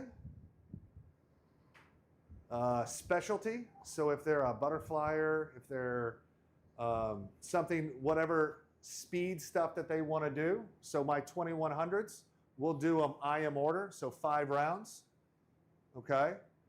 And then we'll come back and we'll go backstroke, aerobic. Then we'll do breaststroke butterfly or IM, and then we'll come back and do fast freestyle. Does that kind of make sense? Can you repeat the 8, please? What? Can you repeat the... Yeah. هترجم والله كل ده انا عارف، هو سبته سرح عشان ناخد اكبر استفاده منه. So, Monday. الاثنين يا جماعه ده شغال هوائي متوسط الشده او شغل العتبه، الفرق. تمام. Monday يطلع بعد aerobic كده training. على حد الاقصى لاستهلاك الاكسجين اللي هو الاحمر. والاحمر بيقول I'm لي going ده to show you some of this stuff. Like I هيورينا. have my season plan out that I'm going to هيورينا show الشغل you بقى بتاعه هو. guys. Okay. الاحمر سبق ال 800 حره، سبق ال 1500 حره، سبق ال 400 متنوع، كل ده معاك في الاحمر شغال. طيب بعد كده هيطلع على الريس بيس بقى الازرق، فهو بيقول لك انا بحب دايما اشتغل يوم على سهله الشده، يوم عالي الشده، يوم تحمل سرعات. هو ماشي كده، يوم سهل متوسط الشده شغل عتبه، يوم عالي الشده تحمل حد اقصى استهلاك اكسجين، يوم تحمل سرعات، ماشي كده. وحتى ضرب لك امثله، قال لك انا ممكن اشتغل مثلا، هنشتغل حره وباك مثلا، وبعد كده مثلا فراشه وبريست، وبعد كده هنشتغل يوم تحمل السرعه على مثلا التخصص، هجيب بقى مجموعه الفراشه في حاره ومجموعه البريست في حاره ومجموعه الباك في حارة وهكذا. فهو بيحب ينوع، او ممكن تشتغل هتخلي مثلا يوم تحمل على المتنوع، وبعد كده برضو فراشه وبريست على شغل مثلا الحد الاقصى، وبعد كده تروح داخل على التخصصيه او زي ما انت عاوز بقى في تحمل عالي السرعه. كان في برضو لون اللي هو البلاتينيوم. اللون البلاتينيوم ده بيبقى نظام بيقعد من 5 الزون او المنطقه اللي هي سرعه السباح فيها انا عاوزها 5 ل 8 ثواني. بيقول لك السباح بيبقى محتاج النوعيه دي من السرعات. حتى انا قلت له ده اللي هو كنا بنقول عليه الالترا شورت. والالترا شورت ده طبعا قصص كبيره، يعني انا حتى كنت انا طبقته في يوم من الايام. فلازم هو بيقول انا بحب دايما اشتغل، يعني بيشتغل مثلا تكرات بيعمل 30 في 25، اول 15 منهم لازم يكون السباح عايم في ال8 ثواني دول، لانه بيبقى عايم في الزون بتاع الكرياتين فوسفات، مش بيطلع في زون يخليه جسمه ينتج لاكتيك. مفهوم الحته دي يا جماعه؟ فهو عايم في المنطقه دي، هو عايز بس 8 ثواني ما يتجاوزهمش. وبعد كده ممكن تعمل بقى تكرارات كتير على الموضوع ده. فانا حتى سالته، كان عندي ولد انا كنت عمال اقرا في الشغل بتاع اللي بيعمله الراجل اسمه مايكل اندرو ده، وحاولت اعمل الكلام ده، اعمل مثلا على 25 زي مايكل اندرو. السباح بتاعي كان وقع بعد ال 25 رقم 10. انا كنت بمشيه بعمل 20 في 25 براحتها كلها على 35 ثانيه موت، الولد بيموت. فبعد العشرة وقع لان هو كان استهلك كل الطاقه اللي عنده. انا كمدرب لسه ما كانش عندي خبره كبيره كمان في التدريبات دي، بس كنت بسال اعمل ايه. طب السباح بتاعي وقع، انا اديته شغل هوائي. فاديته، لما اديت شغل هوائي عملت سريع، يعني سرعت في عمليه الاستشفاء، وتاني يوم برضو اديت له شغل هوائي علشان انا في الاخر برضو عايز ارجعه للالترا ريس. فطبعا كان ايام في صعوبه في التواصل مع الناس، لكن مره مع التانيه بدات افهم ليه احنا المفروض نمشي فيه المفروض ال5 ثواني وال8 ثواني، عشان السباح ما جسمه ما يعملش انتاج لاكتيك ويتعب ويقع منك في الميه. Okay, so we're going to finish up with this, and then I will take a break. Okay, and I'm going to show you my charts. Okay, right after this. So when we talk about establishing test sets, here's certain test sets you can do to establish their specific paces at the specific levels, the pink level, the red level, the blue level, okay? Here are some of the things that you can do, which is 10 300s best average with 20 to 30 seconds rest, 10 200s, timed 3000, or a 30-minute swim. I've done them all. They're okay. And I think you can use these to kind of get a pace structure, because you can Google John Urbanchek color charts, and it will give you the formula that you have to pace in. And I'll show you an example of one of these. While we take the break, you guys can look at it. All right. So, for example, if you did a timed 30-minute swim or a 3,000, all right, they went this time and they averaged 106. Okay, you plug this time into the spreadsheet, and it's going to give you paces: 106.5 for white, 104.4 for pink, 103.3 for red, 101 for blue, and 59 for purple. So these are what I give the kids and go, we're going to go 6 100s at red. They have to hold this time.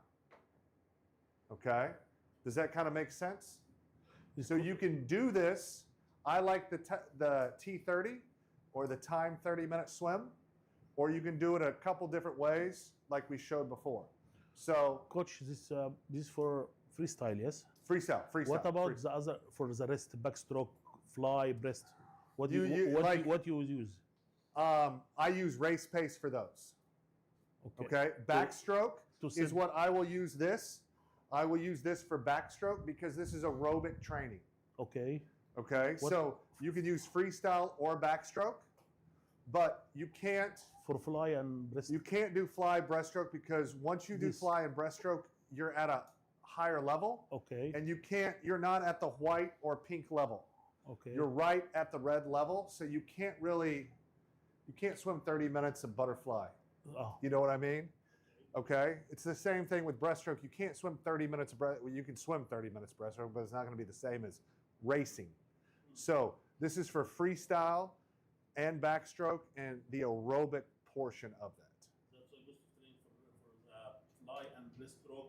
It will help with it. Yes. Yeah, but sometimes it finds dilemma because I don't know the swimmer give me his hard effort.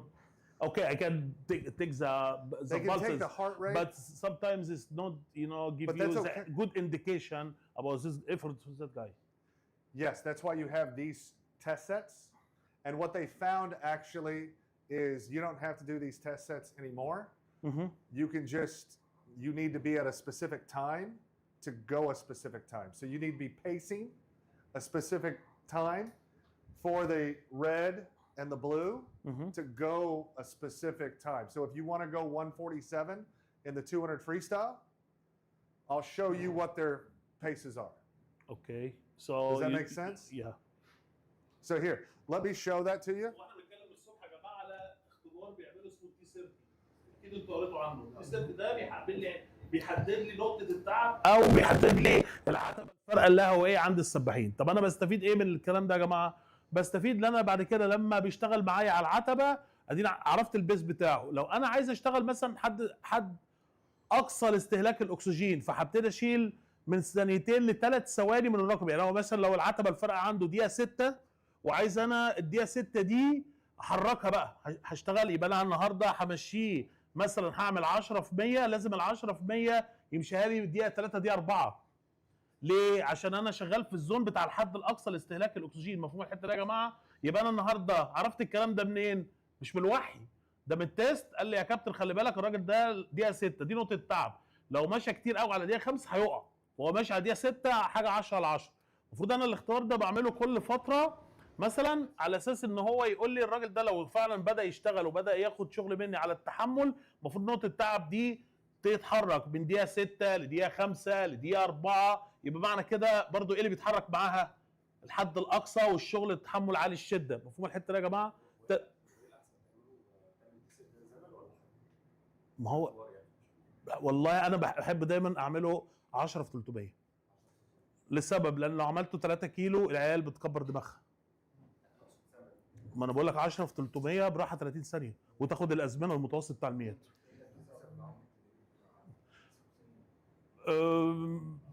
Okay, for T30 test here about the age. About the age. We start 10. with which age? 10.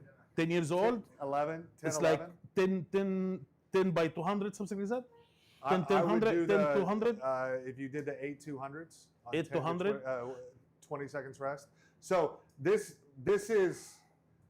is based on a 30-minute swim. So this swimmer right here went 148 in his 200 freestyle, and he went 350 in his 400 freestyle. All right, and we use some of these paces here. So when they did he's a freestyle, middle distance freestyle, so he did a really good job. All right, and I actually have a girl who went just about as fast in the T30, and she would be training with the guys during this time. She went 159, 200 freestyle. But you can also see this kid. He was a butterflyer, sprint butterflyer. He went 450 meters less in 30 minutes than this person. And this person, 51 in the 100-meter fly, long course. Okay, so very, very fast. But you can see this person, his aerobic endurance, not good. This person's aerobic endurance, very good. So here's the pink, the red, the blue, and then purple. Okay, so I go to these paces, all right, and I want to go pink 30, which means 30 seconds rest after every rep. I want him, long course meters, to go 222. 222 to 224, somewhere in there, every single rep. We go 3 300s. They got to hold that. 4 200s. He's got to hold that. And 5 100s. He's got to hold that the whole time. And that's a pink set. We can do 10 seconds rest or 30 seconds rest. That's what I kind of balance off of. So if you have Team Manager, the software program, you can put this information in and this chart will spit out. And so I use these paces for the kids to swim at a specific level. فهمتوا يا جماعه التركيبه دي؟ هو عامل زي ما انت شايف كده، عمل التي 30 خلاهم يعوموا 30 دقيقه. دايما اختبارات العتبه بتبقى زمن ما بين ال 30 ل 40 دقيقه. كل واحد هو ما اداش، بس هو انا اعوم 30 دقيقه. ففي ال 30 دقيقه هنا جاب المتوسط بتاع الارقام بتاعته كانت مثلا بيعمل خلينا في البنك half an hour more. بتعمل مثلا دقيقه 12 No, no, we're دقيقه 20 minutes, 25 minutes. Yeah, 25. دقيقه 11. طب انا لو خليها تزود شويه في الريد More break. المفروض تمشي في البنك هنا دقيقه 12، بعد كده هتمشي مثلا دقيقه 7، بعد كده مثلا دقيقه 5، بعد كده دقيقه 3. يبقى انا كل نظام طاقه او كل نظام طاقه انا بروحه ليه السرعه بتاعته بتقل، البيز ذات نفسه بيقل. طب انا لو هخليها تمشي على نفس بقى اللون في مسافات اكبر، يعني ال 200 متر هتحط لي مثلا 2:17 او اسف 2:24. يبقى انا النهارده لو انا هعمل نظام مثلا البنك او مثلا نظام اللي هو الايروبيك مثلا اللي هو متوسط الشده بعمل 10 في 200، يبقى ال 10 في 200 انا شغال هي ماشيه 2:24 2:24 2:24. بمعنى كده ان انا شغال على نظام صح. طب النظام الصح ده عرفته منين؟ من الاختبار اللي جاب لي الارقام دي. مفهوم الحته دي يا جماعه؟ خلصانه لسه؟ ده اختبار بتعمله، بتاخد متوسطاته وبناء على المتوسطات دي انت بتعرف العتبه او نقطه التعب عند السباح فين. بناء عليه بتبني حاجه بقى اللي هو زي بالالوان، او لو عايز تمشي المدرسه القديمه لحد الاقصى يا اما بتقلل ثواني، او لو عايز تمشي سباحه سهله الشده بتزود ثواني عشان انت ماشي في الاخر بمعدلات ضربات قلب. دي الفكره بكل بساطه، هو مش بيخترع يعني. بيقول لك بعد كده انت ممكن السيستم ده تستعين ببرنامج زي التيم مانجر، بتحط بس فيه الارقام دي ويطلع لك الشارت او الارقام اللي انت شايفها دي. هو البرنامج ذات نفسه بيساعدك عشان يساعدك في وضع التدريب وتعرف مستويات السباحين. طب ممكن اجيب بس السؤال عشان عايز اطلع بريك واساله براحتك. انا اسف. يا جماعه انا بعت المانيوال لكل الناس على الايميل، وهناخد بريك نرجع 7:15 برجاء بس نستخدم الباب الخلفي في الان والاوت. ده بلاش عشان نحافظ بس على التكييف اللي هنا. فنستخدم الباب الخلفي في الخروج والدخول ونرجع البريك 7:15. الانجليش will start will go back for we'll go now for a break. We'll come 7:15. I send the manual through the emails. You check please. Don't leave today without checking the email. And as well use the back door in and out. Don't use this door. See you at 7:15. Thank you very much.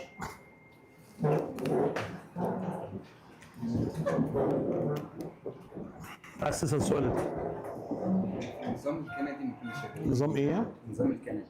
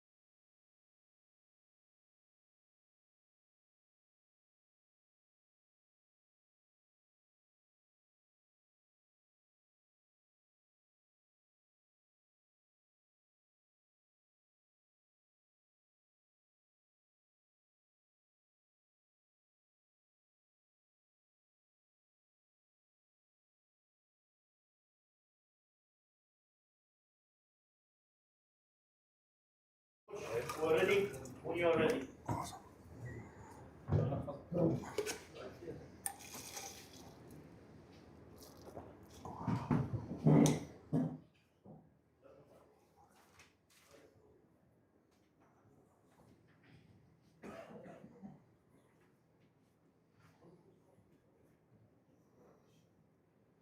So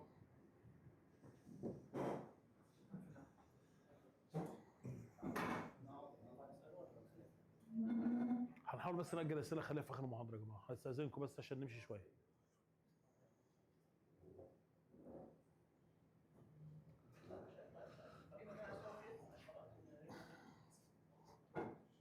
So, a couple questions that people had based on this chart and doing the T30 or the testing we just talked about. And I'll go back to that actual.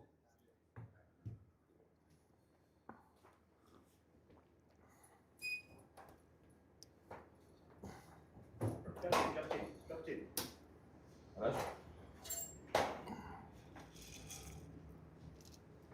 طب تعالى اقعد هنا، تعالى بس تعالى تعالى. تعالى. So, I do these test sets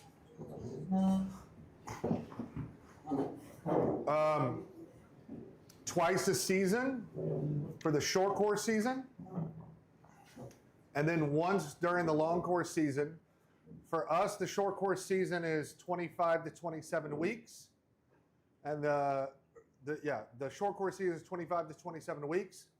So what I'll do is, after about 6 weeks of training, when they're in shape enough to do a T30 or one of these test sets, we'll test them, and then we will give them those paces for any time between 10 to 12 weeks.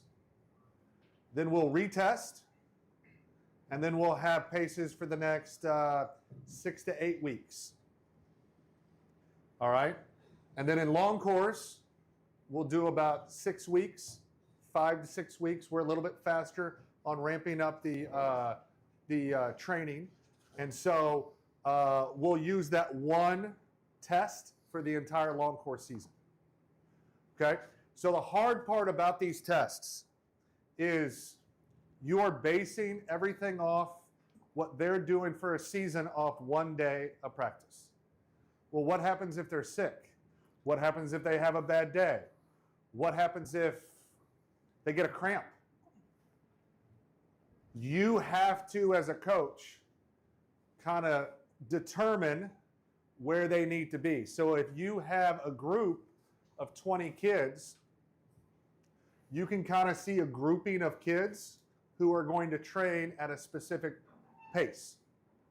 It's going to be very hard to individualize the training unless you have tons of space to do this in. So what I like to do is do groupings of, okay, when I'm going a specific pace, I'm going to have people going 200s. They're going somewhere between 220 to 230. And I'll tell those kids this is kind of your pace of where you need to be and where they are that day. So we'll usually have 3 different groups that train, an A, a B, and a C interval, and I try to put kids in those buckets or groupings, okay? So when we're doing the test, you get very individualized paces and trainings, but that's hard to do when you're training a group. So if you kind of put them in groups, then they can train at that level, and they train with the same group for the whole block of time, if that makes sense. هو انا بتكلم على النوعيه دي من الاختبارات. لو انا المشكله في الواقع بنزل بقى ارض الواقع، ده النظري. لما بننزل ارض الواقع ممكن يبقى انت عندك مجموعه كبيره من السباحين بس ما عندكش المساحه الكافيه اللي في المسبح اللي تخليك تاخد الاختبار، خصوصا كمان ان بتخش عوامل زي مثلا اسكان السباح مرض، زي عندنا مثلا اللي حصل ايام الكورونا. في عوامل مستجده بتحصل ممكن ما تخلينيش الاقي نتيجه حقيقيه او نتيجه صحيحه في الاختبارات دي. ويقول لك كمان انا ساعات لما بيكون المسبح المساحه اللي هي في المسبح صغيره، يعني مثلا المسبح 10 حارات بس انا ليا 4 حارات فيه او 3 حارات، فبيقول لك انا بقسمهم مجموعات حسب طبعا القدرات البدنيه بتاعتهم. بناء على التقسيمه دي بعد كده لما بعمل الاختبار كل مجموعه بتمشي على البيس اللي انا عامله، ودي بتبقى بالنسبه له صوره اقرب للواقع. مش كلهم بيمشوا بنفس البيس. مجموعه الف مثلا هيمشي مثلا المترات على 32، مجموعه ب هتمشي مثلا المترات على 42 مثلا، مجموعه ج او مجموعه سي هتمشي على 52. يبقى انا النهارده من خلال الاختبار ده عرفت امشي كل مجموعه على حده، والثلاثه بيخدموا على نفس، يعني ماشيين على مثلا زون اللي هو بتاع العتبه.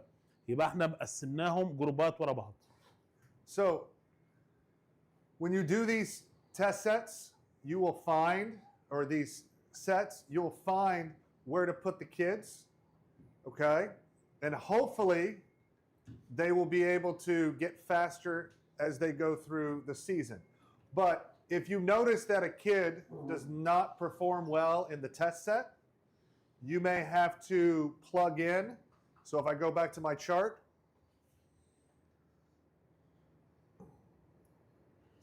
you may have to plug in some of these different distances. So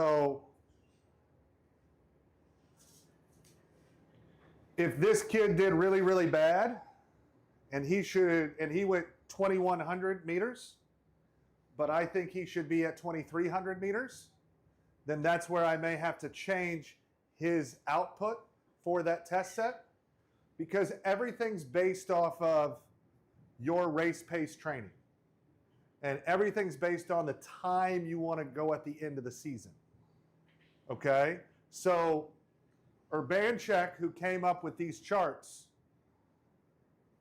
in 2018, 2019, he determined you don't have to do the test sets on a regular basis. I have this data from like 6-7 years. So this is literally data from 2017. Okay? June 6, 2017. I use this same data for my current swimmers because I know you go about this time and you go 1:55 in your 200 freestyle. You go 2 minutes in your 200 freestyle. She goes 2:10, 2:15. He's going to train on the A interval. He's going to train on the B interval, and she would be on the C interval. So it doesn't matter if you're a girl or a guy. It matters how fast you swim these things. So as a coach, you're going to have to, the first year, do a few of these test sets to see kind of where people train. And it's not going to be perfectly exact for everybody. But what I can tell you is, after about 2 to 3 years, you're going to have so much data, you're going to be able to fill this out and go, okay, I want you to go this time, you have to go this speed. So you can see like this is a girl, she's going these times where she has to do 104, 105, all right, per 100 on 30 seconds rest. And part of that was because she was trying to go 158 in the 200 freestyle. So we had to be able to go, the second 100 had to be at 1 minute. So that's very close to what you would do at your blue pace. Okay? It's not exactly, but it's close. So she would go like 101, 102 for her blue pace, and her race pace, we would try to get her to go 1 minute or 29s from a push, if that makes sense. Yes. هو هنا بيتكلم على تيست يا جماعه، بيقول لك انا بعمله كل 6-8 اسابيع، او بعمله مثلا لو عندي موسم صغير 27 اسبوع بعمله مرتين في الموسم ده. لو موسم طويل شويه ممكن اعمله 3 وممكن 4 مرات. بس بيقول لك احنا في امريكا يعني بقالنا مده، يعني هو في الكارير ده بقالنا مده كبيره. طب المده دي عملت فينا ايه؟ بدل ما احنا بنكرر التستات دي بقينا ناخد بقى بالخبره. يعني النهارده انا السباحين بتوعي خلاص انا سنه ورا سنه، وعندي خلاص السباح بقيت عارف بيعمل البيس بتاعه يعني او رقمه كام مثلا في ال 100 متر، فانا من غير ما اعمل التست ده خلاص انا ببقى عارف بناء على الجداول بقى دي اللي هي يعني هم بيقول لك الجداول دي من 2017، لا احنا شفنا ده الشغل ده من 2017، لكن هو في الشغل دلوقتي الحديث مش محتاج بقى يعمل جداول لان هو خلاص الجداول دي بتديله مؤشر للسباحين اللي عنده. مفهوم الحته دي يا جماعه؟ يعني انا النهارده فريق خلاص كان معايا وسلمته، وجاء فريق تاني هم بيعملوا هم نفس الارقام بتاعت الفريق اللي انا سلمته، فمفيش داعي بقى ان انا اعمل تيستات واحرق وقت كتير على الفاضي. انا بروح اخد على طول الارقام اللي انا اخدها من الجداول دي زي جداول مؤشرات بالنسبه لي، واروح عامل عليها الشغل على طول. مفهوم الحته دي يا جماعه؟ يعني دلوقتي ما بقوش يعملوا، ما بقوش يفكروا في التي 30 تيست وان هو يعمل ممكن انت لو لسه واقف على فرقه جديده او فرقه انت مثلا طلعت لك وانت ما تعرفش عنهم حاجه مثلا، ممكن تعمل التست ده، بس مع تكرار التست ده خلاص بقى عندك ايه زي مرجع. المرجع انت بتبص عليه، لو جات لك فرقه تانية بعد الفرقه انت كنت ماسكها خلاص بتعتبر الفرقه الاولانيه دي كانها مرجع، وانت بتاخد الارقام بتاعت الفرقه دي تستخدمها وتشوف هم فين بالظبط وتبتدي تمشيهم على البيس بتاعهم اثناء عمليه التدريب. مفهوم الحته دي يا جماعه؟ انا بحاول يعني افهمها لكم زي ما انا فهمتها. يعني لو ده مفيش تيست بس في مراجع بقى، في زي عندهم جداول كامله على فرق من ازمنه سابقه بيستغلوا الجداول دي كتبقى مرجع ليهم، زي اللي بيفتح كده المعجم ويشوف معنى كلمه ويرجع تاني بالظبط. مفيش داعي بقى ان هو كل شويه يعمل تيست وخلاص. So here are some examples of kind of what we were talking about. Now, this is the McCleisco Training USA Swimming Model. So just think white, pink, red. Okay, so here are some examples of kind of what is going on with these sets. So your white sets, this is your warm-up and or your technique. So you may want to do some technique within your set. Okay, so this is at, the rest really doesn't matter because you're not giving a big effort. Okay, easy swimming, little effort. You can see none of this is really fast. Okay, we're working on skills, kicking, drilling, those types of things. All right, while when you get into the pink or the low level aerobic development, 15 to 60 minutes. Don't go over 60 minutes. I would say for 10 and unders, you want to keep the main set 20 minutes, about 20 minutes to 30 minutes of smooth, longer swimming. Okay? With 11, 12-year-olds, you can go up to 30 to 40 minutes. And then for 13 and overs, 40 minutes to an hour. But really, I feel like the best way to do that is 35 to 45 minutes. And what we do is we do this progressively. So over a 6-week period, I'm going to increase how much I'm doing a little bit each week. So, for example, if I want to get a swimmer up to 45 minutes of swimming here, week number 1, I'm going to go 25 minutes. Week number 2, I'm going to go 30 minutes. Week number 3, 35. Week number 4, 40. And I'll go up to 5 to 6 weeks to get up to that level. هو اللي بيتكلم على السباحه في عمليه في الاندي 1 او في السباحه سهله الشده، وكاتب لك الشو طبعا حاطط لك مجموعات تدريبات هنا زي امثله، بس هنا كاتب لك مده المجموعه من 15 ل 60 دقيقه، وبيقول لك في المراحل الصغيره بتبقى من 15 ل 20 دقيقه مثلا لو 12 سنه فما اقل. يعني لو في المراحل مثلا من 13 14 سنه ممكن توصل ل 40 دقيقه. فوق مثلا 15 سنه باخد على طول بقى من اول 40 دقيقه ممكن لغايه ساعه كامله. فهي دي كل، بس بيقول لك لما انا بعمل الكلام ده بعمله بالتدرج. يعني انا مجموعه عارف ان هم مثلا معايا لغايه 60 دقيقه، مش بروح بادئ مره واحده 60 دقيقه، لا ببتدي من اول 30 دقيقه 35 دقيقه وابتدي ادرج لغايه ما اوصل ل 60 دقيقه. فكل حاجه انت بتعملها حتى في نظام الطاقه ده بتبقى بالتدرج. So This is 18 above. this is 15 and above. Like this is kind of 15 and above. This is what the kind of model is for.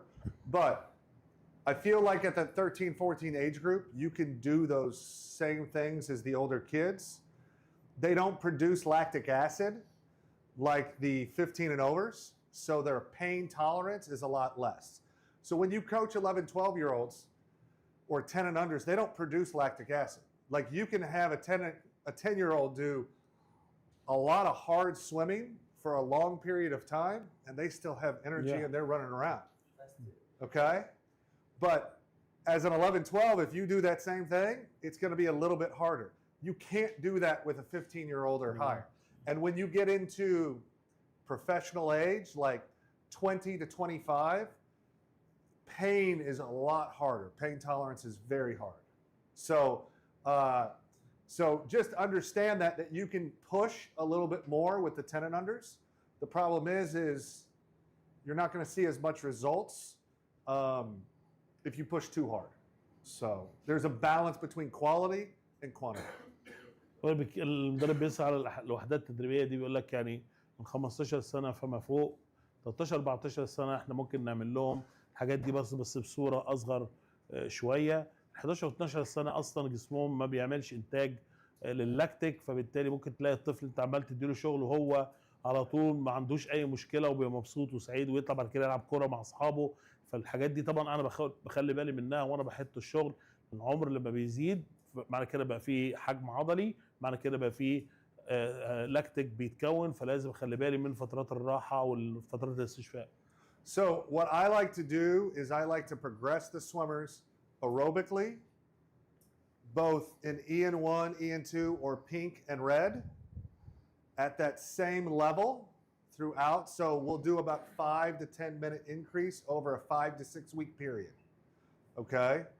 And the big thing is being progressive and making sure that you can sustain about 6 weeks blocks of training, all right, at that high level. So once you've hit that 45 minutes, then I do about 6 weeks of hard training, possibly 8 weeks, and then we drop off. Because no matter who you are, you have to rest and recover from some of that stuff. And the more you do here, the less you need to be doing in dry land, or there's a balance. You cannot be going training, what do you guys call it? Fitness. You can't be doing fitness at a high level, training, swimming at a high level, and doing aerobic. Something's going to give. So it all has to blend in, okay? So there should be a building up effect, a hold, and then building back down and doing that again. So if you think about a year-long time frame, can you have 3 major blocks of training? Because at the end of those blocks, you're going to see big, big improvement, okay? And that's one of the things that you want to do. So here in EN2, this is hard. This is hard training, strong training, all right, where the heart rate's up, but they can withstand it for 30, 45 minutes. The one thing that I want to make sure is as you go through the season, so like the training blocks, if we talk about that 6-week training block, start out with more rest early on and get to where they have less rest at the end of the season. So if I'm doing 10 100s, okay, early season, I'm going to do it on 30 seconds rest. All right? Then I may move after 5 weeks and I'm going on 20 seconds rest. And then 10 seconds rest at the end. And then maybe 7 seconds. Okay? The reason that we want to do that is we want to be able to hold those paces with less rest, just like a race. Okay, so for the season, you start for ND1, ND2 for how many weeks? You start. I go a 5-week progression, 5-6 week So it is progression, built up. and then we hold for 6 weeks, Then we hold for 6 weeks. No down, no and no then down. we come back down After 6 weeks. after 6 weeks. So this is 5 and 6. 5 and 6, so which is Understand 11 right? weeks. Yeah. هو هنا يا جماعه بيتكلم بيقول لك انا في الموسم بتاعي في الشغل اللي هو بيعمله الاندي 1 والاندي 2. الاندي 2 طبعا ده شغل العتبه، بيبقى شغل صعب يعني مرهق للسباح. بيقول لك انا عشان ابني، لان ده البنى اللي السباح هيعتمد عليه بقيه الموسم. فهو احنا لسه في اول الموسم، بيشتغل 5 اسابيع على الاندي 1 والاندي 2 ويبتدي يطلع بيهم بالتدرج. بيطلع بيهم بالتدرج ازاي؟ بيقول لك انا بزود مثلا في الوقت مثلا بتاع الجرعه ذات نفسه، مثلا ممكن ازود 5 دقائق، ممكن ازود بالحجم بالمتر، بزود مثلا 10% بحجم الوحده من الاسبوع للتاني، او لغايه 15% من الاسبوع للتاني. المهم انا بطلع بالتدرج. طيب وصلت للاسبوع السادس او الاسبوع الخامس، بعد كده بروح ماشي بنفس حجم التدريب، ماشي على الاندي 1 والاندي 2 لغايه مثلا الاسبوع الثامن، او لغايه اسف 5 اسابيع، وبعدين 6 اسابيع ماشي بنفس حجم التدريب. يبقى انا التوتال بتاعهم كلهم 11 اسبوع. يبقى انا 5 اسابيع طلعت، وصلت للحجم او القمه بتاعتي، وبعدين ثبتت القمه دي لمده 6 اسابيع، وبعد كده بنزل تاني علشان السباح ياخد او يبقى فيه تنوع في الشكل التدريبي عشان السباح يعمل ريكفري اكتر. الهدف كله ان انا بطور شغل هوائي. عايز اوصل من الشغل الهوائي ان انا مثلا لو انا بدي اي جرعه تدريبيه ماشي مثلا 200 او 300 في اول موسم براحه مثلا 30 ثانيه، انا عايز في وسط الموسم الراحه دي توصل ل 20 ثانيه. معنى كده ان الهوائي بتاعه بيتطور، في اخر الموسم توصل ل 10 ثواني او 7 ثواني. معنى كده ان الراجل ده بقى عنده مصنع او مخزن كبير هوائي في جسمه اقدر اعتمد عليه في البطوله. مفهوم الحته دي يا جماعه؟ انا بحاول اتخيل معاكم شكل البياني بتاع اللي هو بيتكلم عليه. So during the 5-week build up and that 6 weeks of training, which is a total of about 11 weeks, 12 weeks. The more aerobic swimming you do, the more it takes away from the anaerobic swimming that you're doing. Okay, there's a push and a pull between aerobic swimming and anaerobic swimming. So what I like to do is early in the season, do a lot more aerobic swimming the first 11 weeks. And then about week 7 is when I start bringing in more of the anaerobic swimming, or,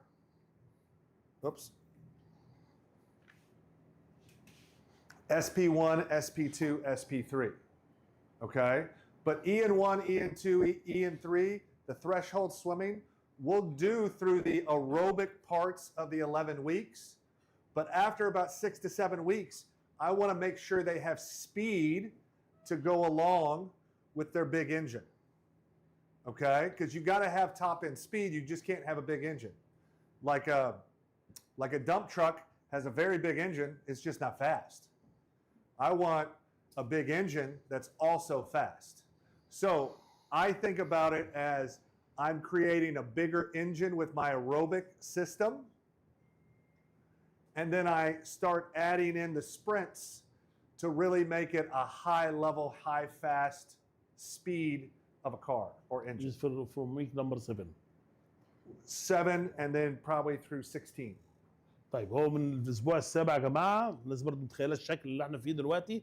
هو احنا خلصنا 6 اسابيع، في الاسبوع السابع هيبتدي يدي شغل على الاس بي 1 والاس بي 2، طبعا الاندي 3 معانا، والاس بي 1 والاس بي 2. ليه؟ لان بيقول لك انا ضمنت كده خلال 11 اسبوع، في 11 اسبوع قبليهم انا عمال ارمي في هوائي لغايه ما انا كبرت عضله القلب وبقت حاجه جميله جدا.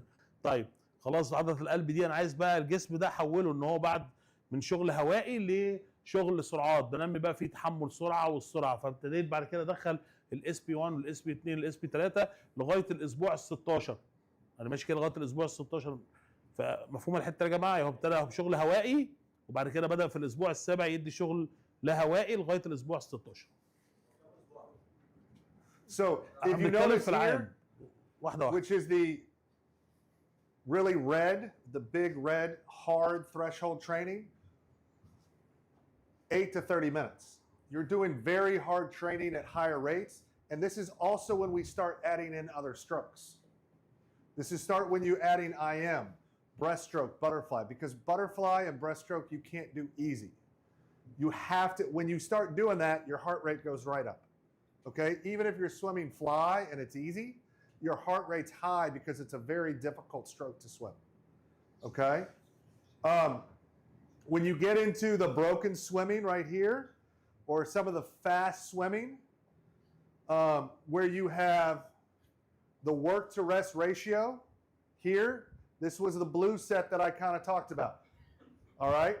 Where they went 5 or 6 100s on 2 minutes. We did 20 100s on 2 minutes, where they had a 1-to-1 work rate, work to rest ratio up to 1 to 2. So you can do it on 3 minutes. I like to do long course.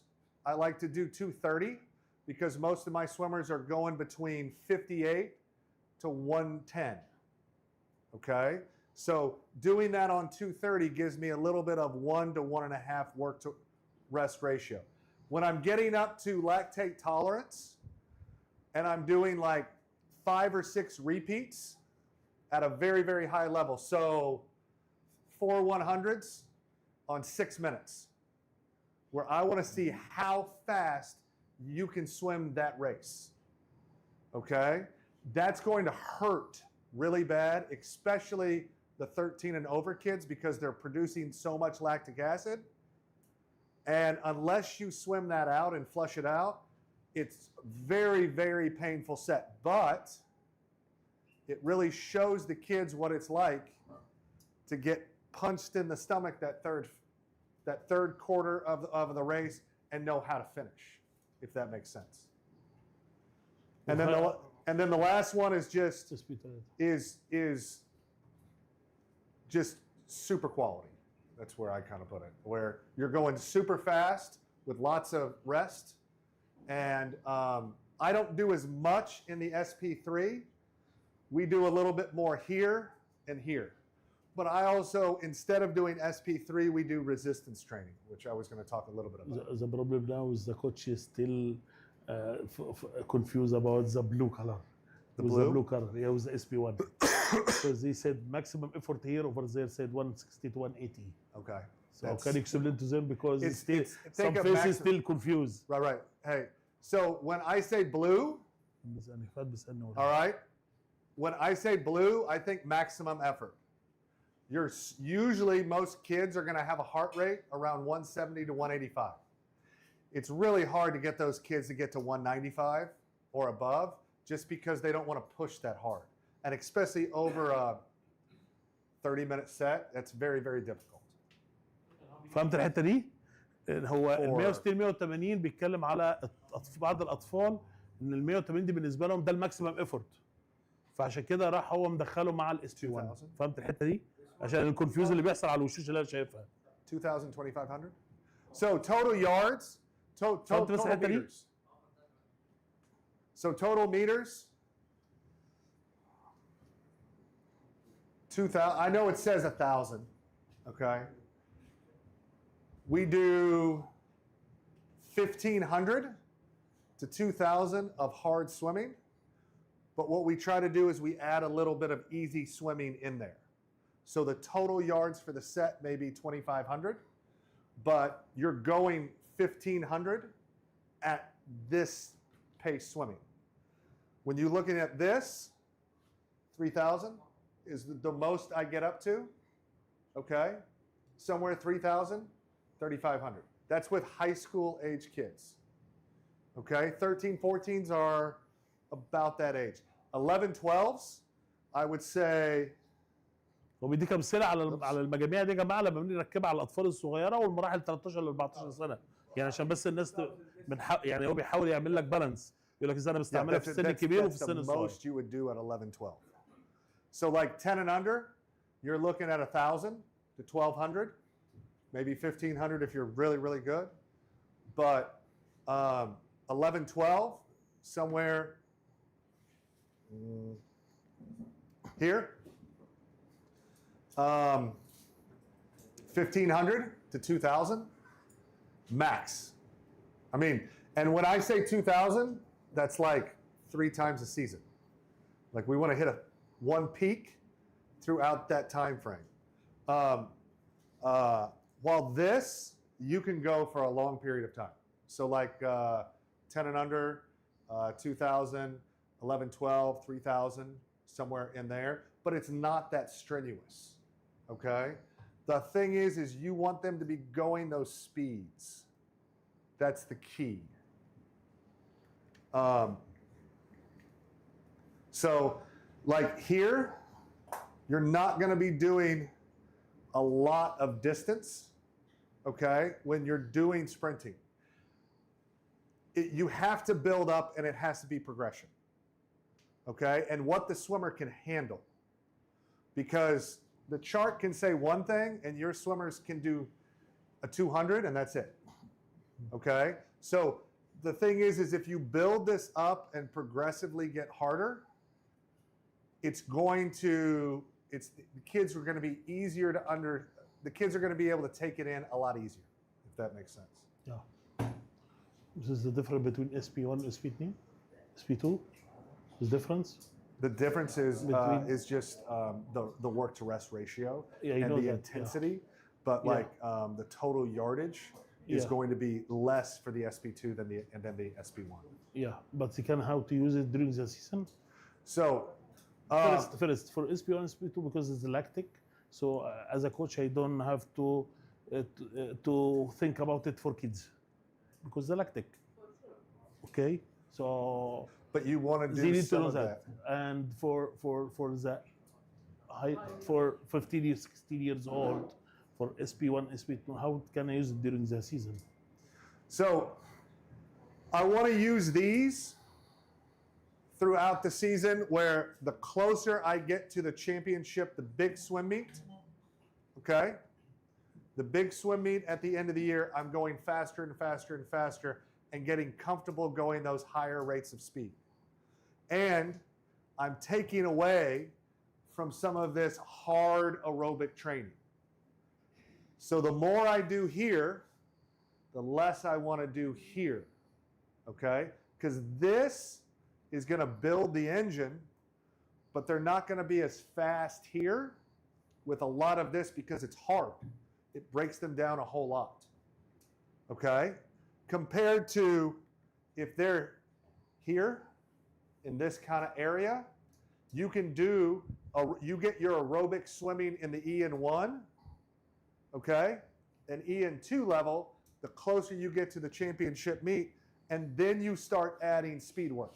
You need this early in the season, that first 11 weeks, okay, to build the engine.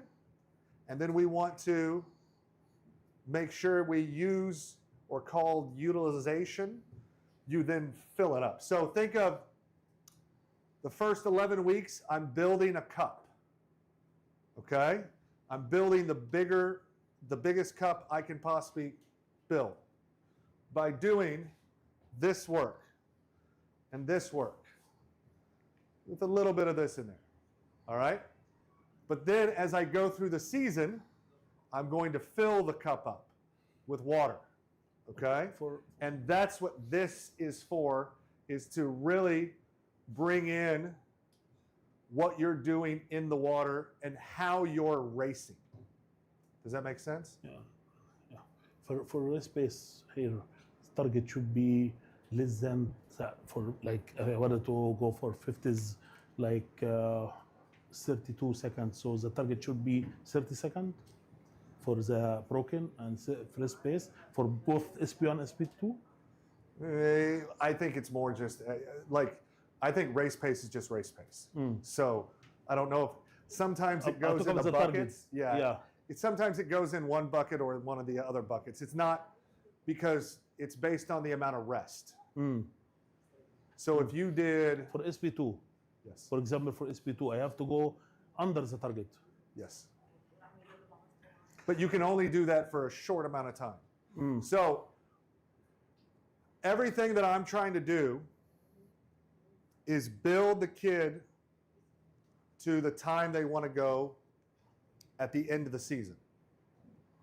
So if we're doing race pace training, so if I want a kid to go 2 minutes in the 200-meter freestyle, you have to take 2 minutes divided by 4, you get 30 seconds, right? That's what I want those kids to be able to do. Early on in the season, they're going to have to sprint to go 31, 32. And maybe they do a 30 from time to time. Okay? And then as we get closer to the championship meet, they should be able to go. So let's say the first 7, 8 weeks of the season, I say, let's go 200 pace. I want them to go a 30. They're going 31, 32s. That's okay. And they're going all out sprint. We do that. We do this training, big aerobic-based training for the next 6 weeks. Now they're getting comfortable going 30, 31, but it's still hard, really, really hard. After this 11 weeks of training, when they start doing that race pace a little bit more, it becomes easier. And when I get to the championship meet, they should be able to go 29, 30 without working as hard. And then they have the confidence to dive in the pool and know I can go this time, if that makes sense. So there's a balance between all of this. So what you guys need to understand is if I do a lot of aerobic, I'm building an engine, but it's slow, I gotta add in the speed element towards the end of that aerobic training block in order to get the speed at the end of the season. And that's part of the reason why you don't want to race every single week, because now that's going to take away from some of the training that you get.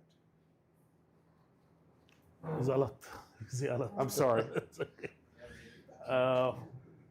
هو زي ما احنا ماشيين يا جماعه مع الخطه بتاعته، فهو ماشي برضه راح مدخل الاس بي 1 والاس بي 2 والاس بي 3 ماشيه من اول الموسم خالص، فهو مش داخل على الاس بي والاس بي 2. انا كنت بساله بقول له طيب انا مجموعات البروكن مثلا في الاس بي 1 والاس بي 2 التارجت بتاعها ماشي ازاي؟ فهو انت النهارده راح انت بتبتدي من نص الموسم تقريبا، فبتمشي على نفس الهدف اللي انت يعني مثلا هيعوم البتنات عايز يعوم بالبلدي كده، عايز يعوم الخمسينات 30 ثانيه جوه كل 50 جوه ال 200 عايز 30 ثانيه، فانت بتمشيه على التارجت ده. لان هو خلي بالك جاي من باك جراوند انت عامل له تحمل وتحمل عالي الشده، فهو الواد قادر معاك فورمه معاك بمعنى صح. طيب جيت بقى انت قربت في موسم المنافسات وقربت بقى من خلاص من البطوله، فانت بتمشيه على زمن اقل من الزمن اللي المفروض يمشي عليه في التارجت الاصلي بتاعه. انت ماشي على 30 ثانيه، لا المفروض يبقى ماشي 29 28 9. يبقى انت النهارده عرفت التارجت ليه؟ لان هو بيتدرب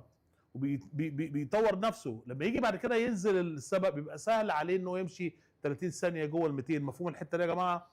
الحاجه الثانيه في الاس بي 2 الاس بي 1 والاس بي 2 الاس بي 1 دي بتبقى المعدلات العمل للراحه بتاعتها 1 ل1 او 1 ل2. يعني انت عمت مثلا شغال ميات او ماشي خمسينات مثلا على 30 ثانيه، فانت ماشي 50 30 ثانيه فبترتاح قدامها 30 ثانيه فتروح طالعها على كام؟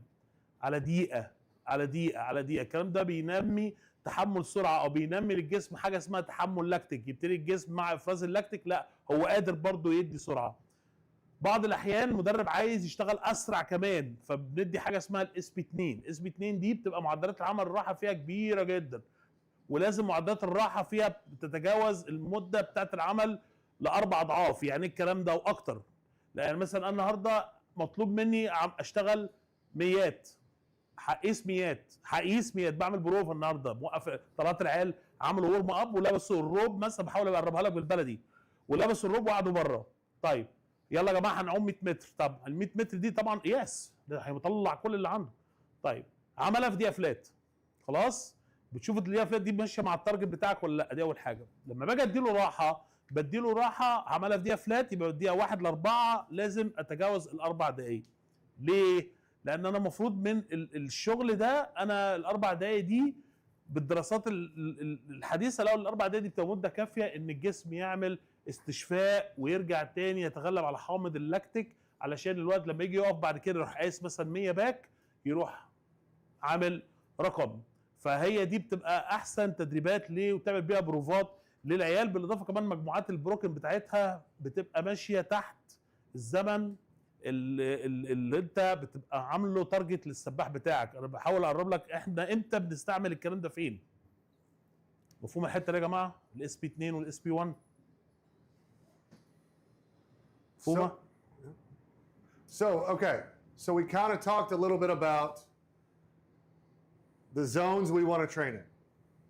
Now, how do we plan this throughout the year? So, kind of what I was talking about with my 11-week plan. So, this is how you make a season plan. Okay, so we're going to break this down. We have different cycles. All right, so within your season, short course and long course season, you're going to have different macro cycles. All right?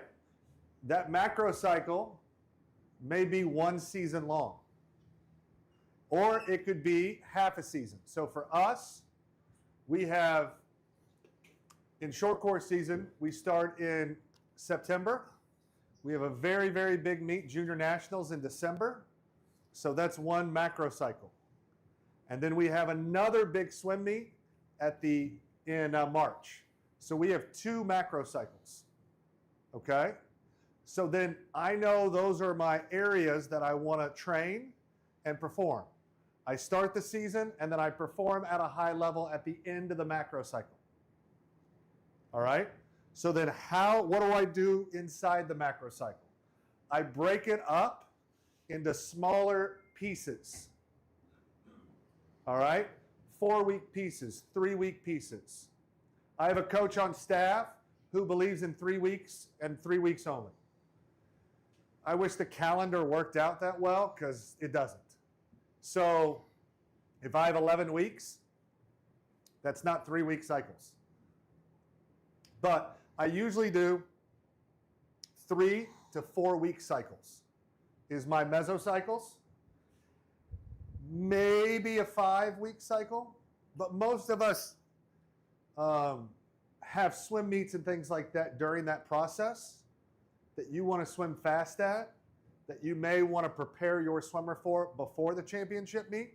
So based on the meet calendar, I make my mesocycles. All right? So they're, for me, like 3 or 4 weeks. I feel like if you're a pro level swimmer, you're at 6 weeks, but everybody else is like 3 to 4 weeks. Okay? And then within that, you have your weekly plan. That's your microcycle. What are you going to do?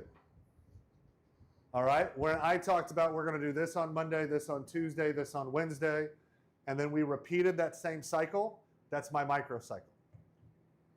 All right? So you got to break the season up before you go into, and we'll go over a big, an actual training plan for our 13-14s. Tomorrow I'll bring in an 11-12 plan. Okay?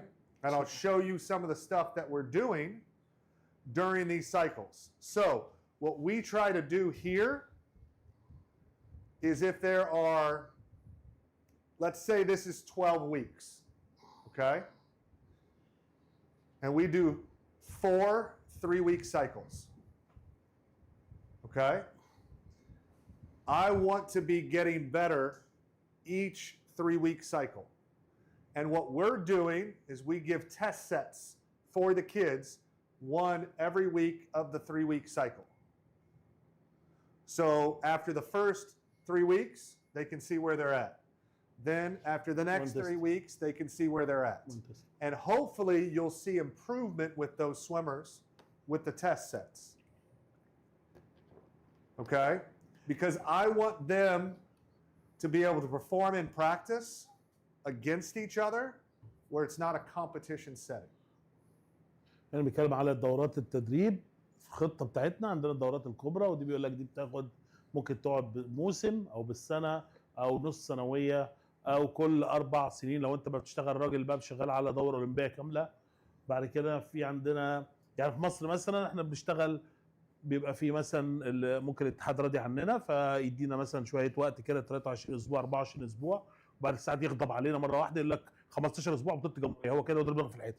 ففي مصر انت بتمشي حسب الاتحاد ما عايز، حسب الموسم. طيب في الميزو سايكل لا، الميزو سايكل بيقول لك انا بعض المدرب عنده ب3 اسابيع، بس هو الكتب كلها بتقول لك بتدي مساحه من 5 ل 6 اسابيع على اساس الولد يكون حصل له تكيف وتلاؤم مع الحمل التدريبي بتاعك. فهي العمليه مش عفيجه، هي عمليه ان احنا شغالين باسلوب علمي. الولد محتاج فتره عشان يتكيف ومستواه يتحسن ويحصل له فتره تعويض زائد. والميكرو سايكل اللي هي الشغل بتاع الاسبوع. هو بيقول لك دايما لما بحب اعمل تيستات بعملها دايما في اول كل اسبوع من الدوره المتوسطه. يعني انا النهارده عملت الدوره المتوسطه الاولى، عملت تيست في اول اسبوع. بعد الدوره الثانيه في اول اسبوع منها بروح عامل نفس التيست على اساس ان انا اشوف التباين او اشوف التقدم بتاع السباح او المجموعه اللي انا بدربها من وقت للتاني. Okay. So when this is called periodization, or it's making your microcycles, macrocycles, and mesocycles, all right? You want to break down the work, okay? So early in the season, I'm working a lot on aerobic development and skill work. I'm building their engine and building their stroke technique, okay? And then as I get into the mid-season, I'm building their strength on dry land or in fitness as well, and then aerobic power development. So that's where I'm going in that EN3 or that red period. And then late in the season, I got strength and power, and then race pace training. Okay? Now, power can be developed through resistance training. And the reason people are going so much faster now than they went 20 years ago is because more people are doing resistance training. So with a stretch cord, power tower, do you guys have that with the weights? Yeah. What is that? Was this device MX7? Yeah, so like you swim against weight, anything, parachute, all those things Socks. you want to bring in. And you're going to bring in that to get power middle of the season and late in the season. And the reason they found that some of these world records have been dropping so much is because they have so much more power and every stroke is stronger, and they've found that out with resistance training. Okay, so you've got to plan in when you're going to do all this.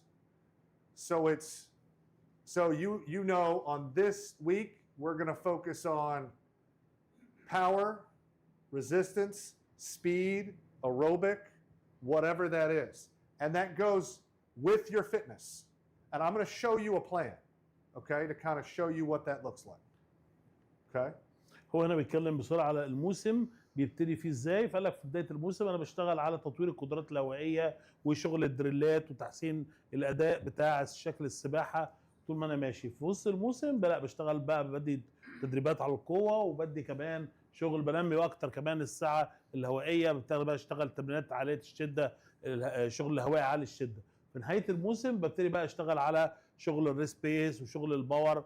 وبيقول لك كمان في الفتره الاخيره الارقام لقينا ارقام كتيره بتتضرب. ليه؟ لان بدا النهارده كل الاتجاه دلوقتي يتجه ان احنا شغالين على تدريبات المقاومات، سواء بقى اللي انت بتستعمل اساتيك، بتستعمل جهاز زي الباور راك او الباور تاور، او بتستعمل الجهاز اللي عندهم اللي طالع دلوقتي اللي هو بيبقى جهاز كده صغير بيتربط في الحبال، السباح بيلبسه يعوم بيه، بيشتغل زي الباور تاور بالظبط. بس الفايده عنه عن الباور تاور ان الحمل على طول مربوط بالسباح بدل ما بيكون بحبل مربوط من فوق، فده بيأثر على ظهر السباح فبيعمل له ممكن اصابه. فقال لك لا احنا نعمل جهاز يبقى ماشي مع الحركه الافقيه بتاعه السباحه. ولقوا ان الكلام ده استعماله هو اللي خلى الارقام تتحسن وبدا يبقى في ارقام بنشوفها بتتكسر. الجهاز ده موجود على موقع الاسكا على فكره يا جماعه، وبيعلنوا عنه كتير قوي، وبدات فعلا في فرق كتير شغاله بيه. So here's an example. We have our microcycle. We have 3 mesocycles. And then we have our weekly plans within those same cycles. Your weekly plan can change within the season. Okay? So you can see my weekly plan is the same for this portion of my mesocycle. Weekly plan is the same here and the same here. This is how we construct a season plan. Does that make sense? فزي ما انت شايف شكل الخطه اهو، الاحمر ده اللي هو الخطه الكبيره اللي احنا اتفقنا بتمشي ازاي، الخطه الخضراء ده اللي هو الدورات المتوسطه، والازرق ده الدورات الصغيره او اللي هي التدريب الاسبوعي، ودي بتتغير طبعا بناء على الهدف بتاع الدوره المتوسطه اللي انت حاطه قبل كده.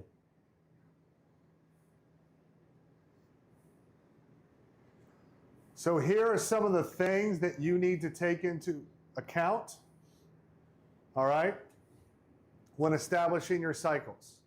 What do you want to accomplish in that block of training?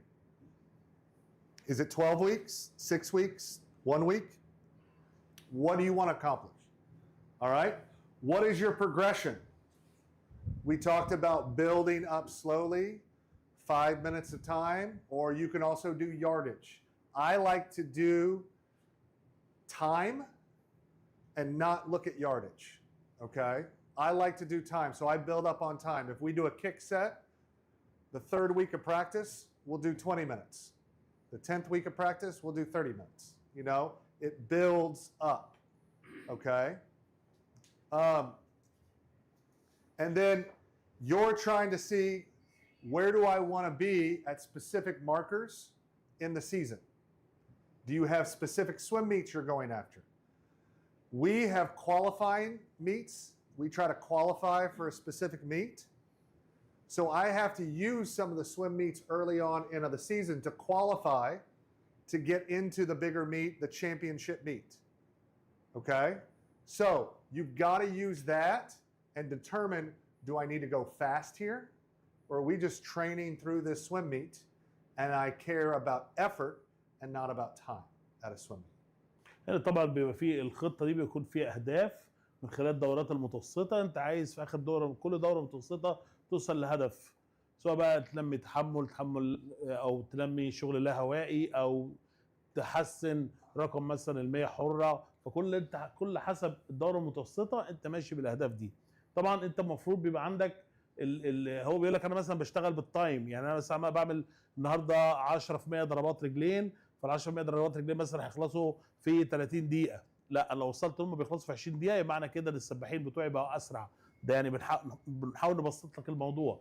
الحاجه اللي بعد كده طبعا انت المفروض بيبقى عندك الاوقات بتاعه البطولات اللي هي موجوده على مستوى الموسم، وهل البطوله دي احنا هندخلها نعمل فيها يعني احنا كتارجت ليا، ولا انا مجرد دي بس حاجه داخله من جوه التدريب، لكن انا هدفي اكتر البطوله يعني مثلا هنا في الامارات عندنا بطولتين كبار بتوع اتحاد الامارات، مثلا عندنا في بطوله مثلا بتتعمل في شهر 4 وبطوله ثانيه بتتعمل في شهر 11، دي بتبقى اكبر بطولات المدربين بيشتغلوا عليها، لان دي فيها بقى اختيار منتخب وفيها حاجات كتير وترتيب درع، فكل الحاجات دي بشتغل عليها. So, the more you practice this, the better you're going to get. All right? So, make sure you try to keep this on a written document so then you can look at, okay, here was my plan, here's how my swimmers performed. Then the next season, maybe I change my plan a little bit, but at least you have the documentation to show what you're doing. So this is an example. This was Michael Phelps' season plan, but don't worry about that. Like, so, yardage down here. So this is the volume of swimming that they're doing. So you can see early in the season, we're building up. Now, because he's an adult, you have to kind of step it up because he needs time to recover. Okay? So like here, World Championship trials. He wants to be really, really fast here because he wants to qualify for World Championships. So his volume is down because he's resting a little bit more. Then during heavy training here, he has a lot of volume and it's very, very difficult. So what they do is he's breaking down what type of speed work is he doing. Early on, he's just maintaining. Yeah. He's not trying to build up what he's doing, but he's really trying to go fast here. Okay? Well, if you look at the endurance, we start with the first 3-4 weeks of the season. We're just getting used to training. Then we're building up. Then you can see he's building up all up here. All right? So they have plans for everything they're doing. You don't have to do it like this. I'm going to show you one that looks like this and show you one that looks different. But this is kind of what a season plan looks like, and for you to see what that looks like visually. Okay? And the progression is what I'm looking for. دي خطه بتاعت مايكل فيليبس، كان ايام عنده 16 سنه، ودي خطه، ده برنامج اكسل يا جماعه. ده يعني الخطه يعني تبان شكلها يخوف، بس ده برنامج اكسل. هو الراجل بيبسط لنفسه، فعامل الاوقات فوق، عامل الشهور فوق، وعامل بدايه الموسم عندهم بادئه من سبتمبر بتنتهي في اغسطس اللي بعديه، وحاطط لك هو البطولات اللي هيشترك فيها اهو، خانه للبطولات، وعامل لك الميزو سايكل، عامل لك طبعا الاسابيع دي الميكرو سايكل، وعامل لك الميزو سايكل حاططها، وحاطط لك الشكل او الاحجام التدريبيه على الشمال، وحاطط التدرج بتاع طول ما هو ماشي بقى في الاسبوع ورا اسبوع ماشي بالتدرج. وبعد كده رجع في نزل، كان في بطوله عنده اللي هي بتاعت الورلد كاب او كاس العالم، نزل. النزله دي مش نازله في انه هو عمل تهدئه، هو شغال. النزله دي عشان السفر، مفهوم الحته دي يا جماعه؟ هو ما عملش تهدئه، هو كان مسافر فمش هيتمرن في الطياره، فهو مسافر، فبالتالي نزل في حجم التدريب وبدا يشتغل معانا. هنا الراجل بقى حاطط مفاتيح له خلال الموسم، وفي بالنسبه للقوه مثلا الشغل بتاع الارضي او حتى التحمل او السرعه، وحاطط لك، هو حاطط لنفسه ايه الشكل اللي هو النهارده. انا مثلا في الموسم، في اول الموسم لسه الراجل جاي من اجازه، فيدوبك بس بيحافظ على الفورمه بتاعته. بعد كده بقى بيبتدي ينوع الشغل. هتلاقيه هنا وصل في الاسبوع رقم 48، ده وصل هنا للاقصى حاجه، يعني وصل هنا لنهايه الموسم بتاعته، راح مديله اجازه، وبعد كده رجع تاني على طول في في الاسبوع ال50. لو تبص كده على الاسبوع ال47 هتلاقي بطوله. المفروض احنا جرى العرف بعد البطوله يقول لك كل سنه وانت طيب يا كابتن، اشوفك كمان 10 ايام عشان رايحين مطروح. لا، مفيش الكلام الفارغ ده. الراجل راح مديله في الاسبوع ال48 شغل. ليه؟ عشان يحافظ على اللياقه البدنيه بتاعته، لما يجي بعد كده الموسم اللي بعديه بعد الاجازه يكون محتفظ باللياقه البدنيه دي. دي تريك يعني. احنا كنت سالتها قبل كده لمدرب تاني امريكاني، وكان قال لي عليها، كان نادر قوي من المدربين اللي بيشرحوا التريكه دي. علّ اهو عشان يحافظ على الفورمه بتاعته.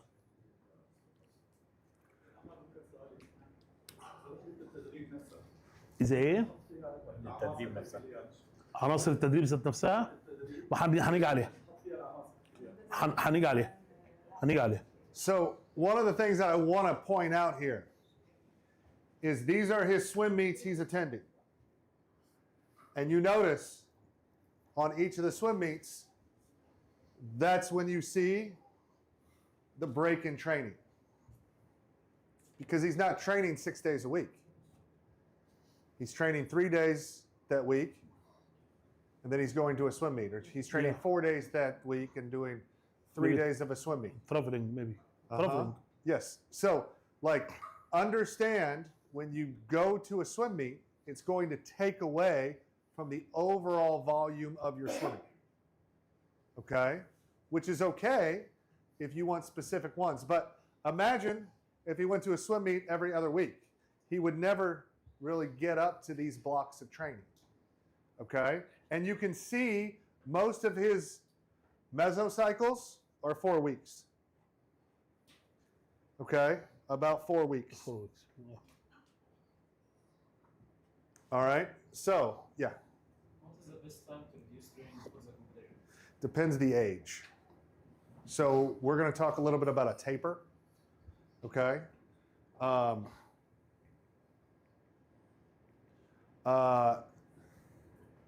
You need to plan, like for a championship season, I would think for a 13, 14-year-old, 1 week of rest. 13, 13 14, 14 سنه about اسبوع تهدئه. 1 week, maybe 2, but like it's a balance between volume and intensity. Okay, how many yards are we doing compared to how hard that is? Okay, we're going to talk a little bit about taper and stuff like that, but that's part of it. With an 11, 12 and a 10 and under, 2 days. 2 days. I mean, yeah. No Just- taper. they don't produce lactic acid. And you're not resting. So like my 15 and overs, we're doing weight training. We're doing hard sprinting. We're doing kicking. Their muscles have to recover. And I have some boys who are big, 6'5", 240-pound boys. They need 4 weeks of recovery. And especially when you have weight room, that's when you have to recover, and it takes a longer time to recover. With the younger kids, it's quick. It's quick. Okay? So the taper, we may come down, and we're going to talk about that here in Yeah, a second. please. We need to see some real world here.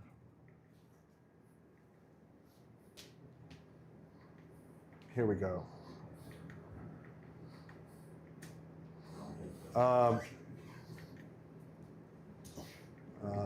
Let's see.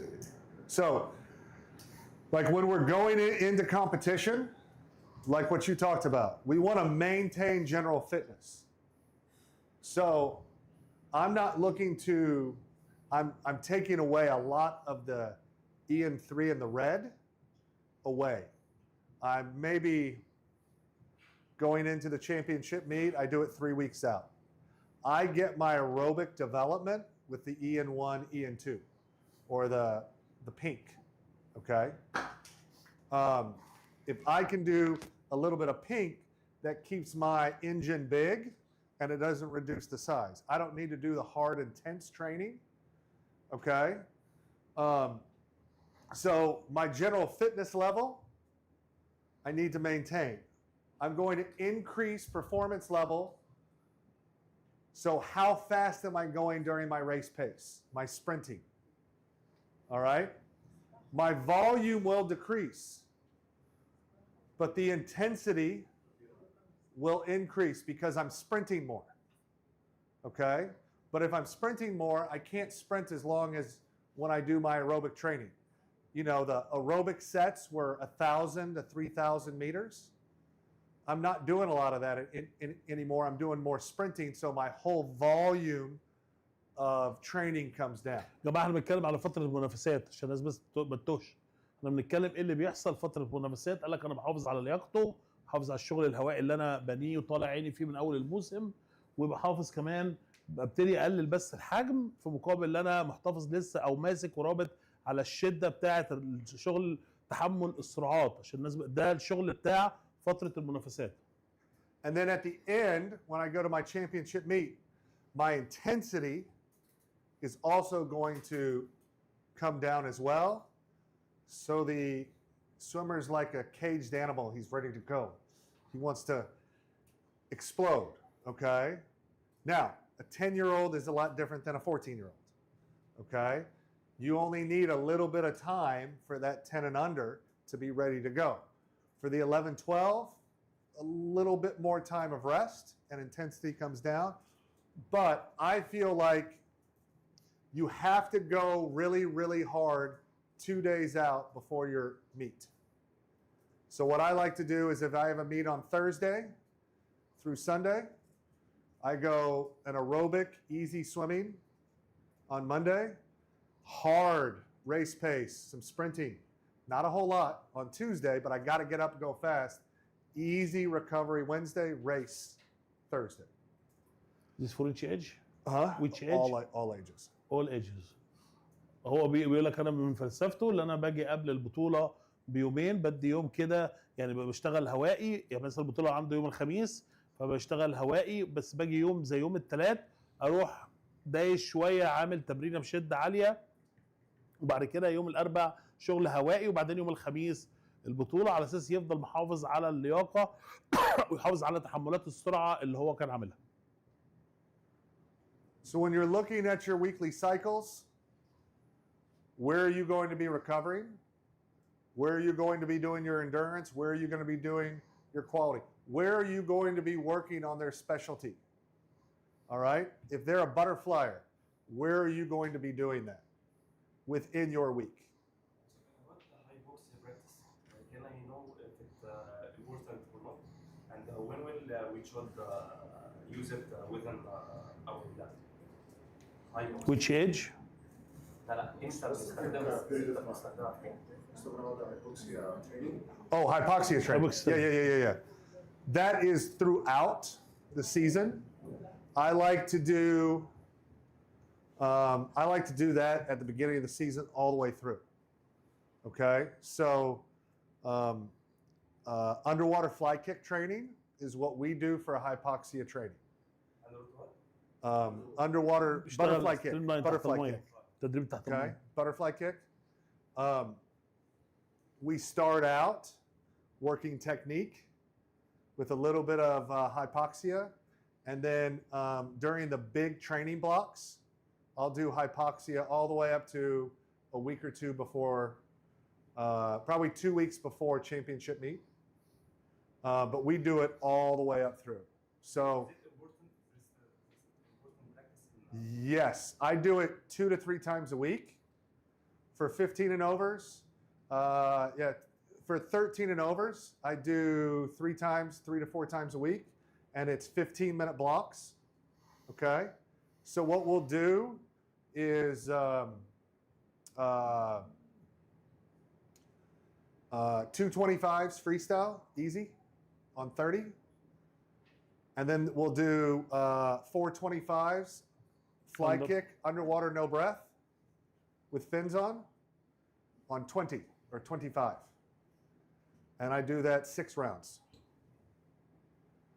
And we'll do a 1-minute break after round 3.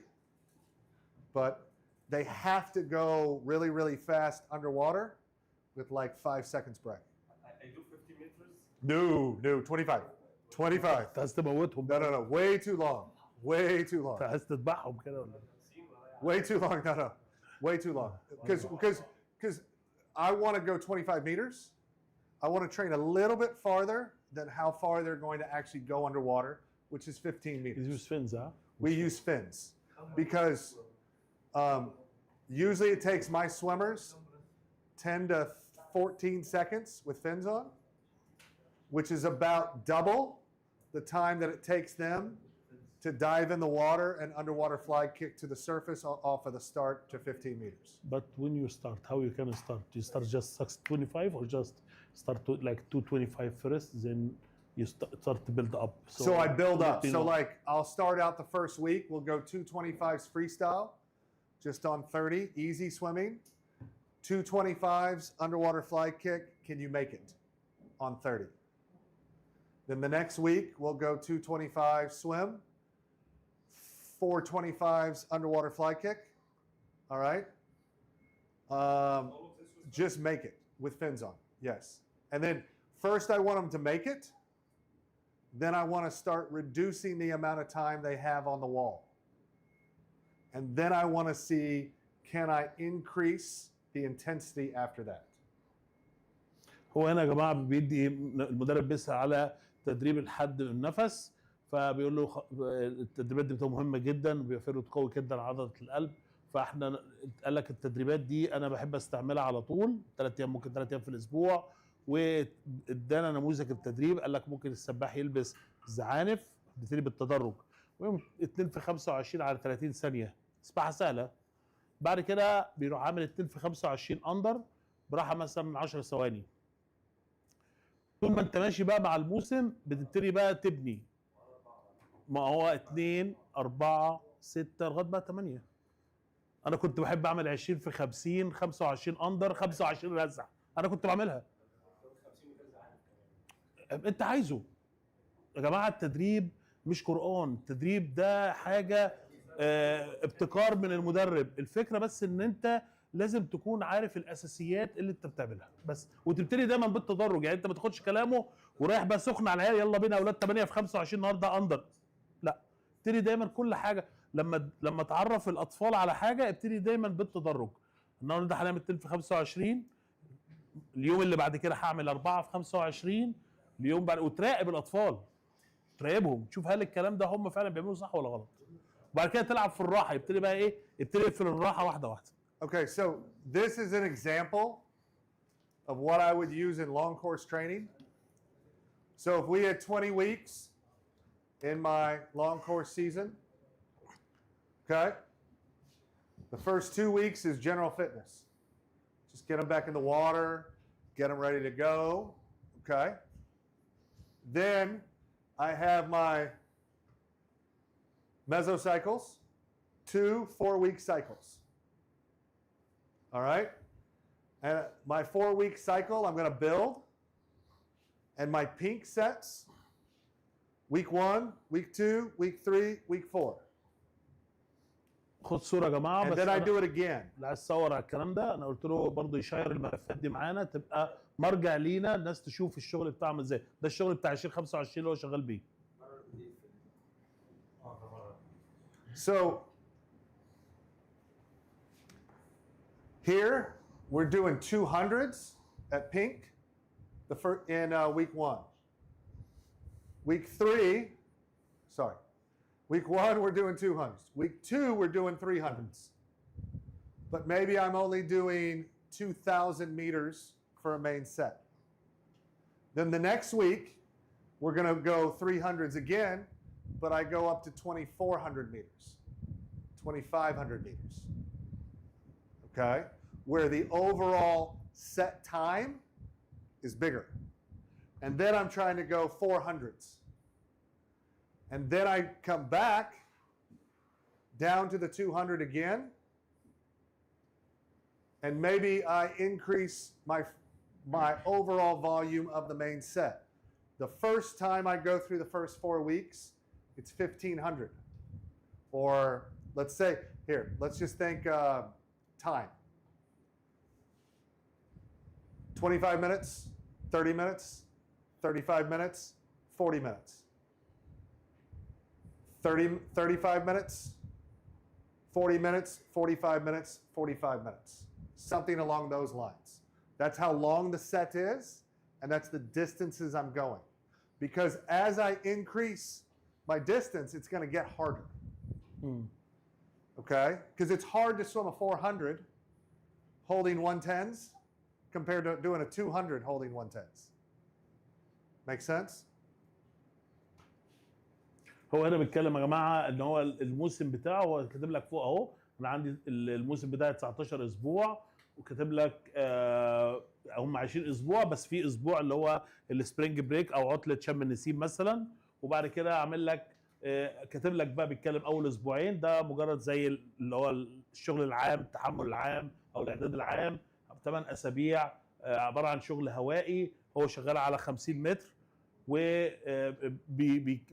وكتب ملاحظه لنفسه ان انا النهارده مطلوب اعلم الاولاد او السباحين يظبطوا البيس، يظبطوا الخطوه بتاعتهم في التدريب. بعد كده عامل 4 اسابيع بيبتدي بقى يبني فيهم ازاي ماشي. مثلا اول جاء عمل اول اسبوع مثلا متينات، مشى خطوه المتينات، بعد كده مشى مثلا 300، بعد كده مشى على ال 400 بالمده الزمنيه. يعني مثلا عمل 10 في 200، عمل او مثلا 5 في 200، عمل 4 في 300، عمل 2 في 400، وبعد كده بدا يزود الحجم اسبوع ورا الثاني طول ما هو شغال. عشان كده طول ما بيزيد الحجم بيبتدي تزيد المده بتاعه الوحده التدريبيه بتاعته. الفكره كلها يا جماعه ان هو شغال بتدرج. So at least in this first 8 weeks you can kind of see when I do pacing what I want to do in my cycles. I want 2 weeks where I just teach the swimmer how to go their 200 pace maybe they're going 200 pace plus 2 or something along those lines. So instead of 30, they're going 32. And they're learning how to build their legs. Okay? And then I'm going to go 1 week where they're just trying to hit pace. They're trying to hit 30. And then we come back. I want to teach them how to build their arms. Then we go 1 week of pace. And then we'll go 3 weeks where we're building arms and legs over the 8 weeks. And then we'll finish with 1 week of pace. That gets them to knowing how to apply what they're doing in the race in practice. Okay? Because in long course, you want to be able to build up, especially your legs in like a 200 or a 400, even in 100. Build here, that's mean volume for 2 weeks. Build? That's mean This volume. is 2 weeks, 2 1 weeks. week, 2 weeks, 1 week, 3 weeks. Yes, you build the volume for legs. Uh-huh. So we start with So 200. no. This is how we race. So How we just this so for like racing. a 50 where you're building your legs. Okay. Then 100 or what? No, 50s all only. 50s. Just 50s. طب هنا بيتكلم على الضربات رجلين يا جماعه لمده اسبوعين. هو شغال على مسافه ال 50 متر.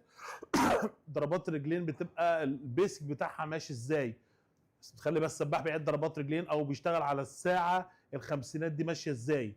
ضربات رجلين المفروض بيبتدي مثلا النهارده بعمل خمسينات على براحتها على دقيقه، بعد كده ببتدي ازود، بعد كده مثلا خمسينات تبقى اسف اقلل الراحه مثلا يبقى على 55 على 50 لمده اسبوعين. بعد كده بعمل اسبوع خطوه ضربات رجلين دي ماشيه بخطوه عشان احافظ على الشغل اللي انا عملته في الاسبوعين اللي فاتوا. بعد كده اسبوعين ببتدي احمل على الدراعات، اشتغل بقى just arms that's been pull. Yeah, but use equipment or just No. without It's no pedals. No pedals. No. It's just 2 weeks Just swimming, like that. just swimming. So Because we're trying to go race pace, but it's how we do race pace. Are you building your arms, building your legs, or are you just trying to go the time? So here, I'm trying to go the time. Here, I'm trying to build my tempo more like the first 50 of a 200 compared to the second 50 of a 200. So the swimmer should count. It's about intensity. Intensity of, okay, I start out and then I'm building my legs, my arms to a faster rate. The kick starts out at 60%, 70%, 80, 100%. So the arm is throughout the the same. 50. Arm is the same. Yes. هو هنا بيبني اسبوعين بيبني على الايدين في او الدراعات بيبتدي من السرعه مثلا 60% لغايه ما يوصل 100% اللي هي بتبقى سرعه السبق، والكلام ده مش بيركز فيه على الرجلين خالص. وبعد كده بيعمل اسبوع كامل بيعمل ريس بيس على الدراعات، وبعد كده الاسبوع الثالث او 3 اسابيع بيبتدي يجمع على الايدين والرجلين، وبعدين اسبوع بيمشي بيس على الايدين والرجلين. ده كل ده على الريس بيس. So I mean, I do all this stuff to show them what are we going to do with my cycles? How are we doing this? And this is how I do it. Okay? This is an example of our 13-14 season plan. So if you notice,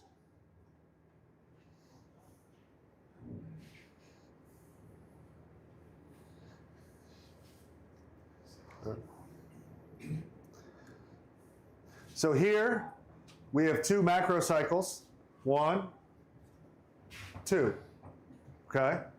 So this macro cycle, you can see هو عمل 2 ده الخطه بتاعته يا جماعه، عمل 2 ماكرو سايكل، عامل كان عامل موسمين جوه السنه.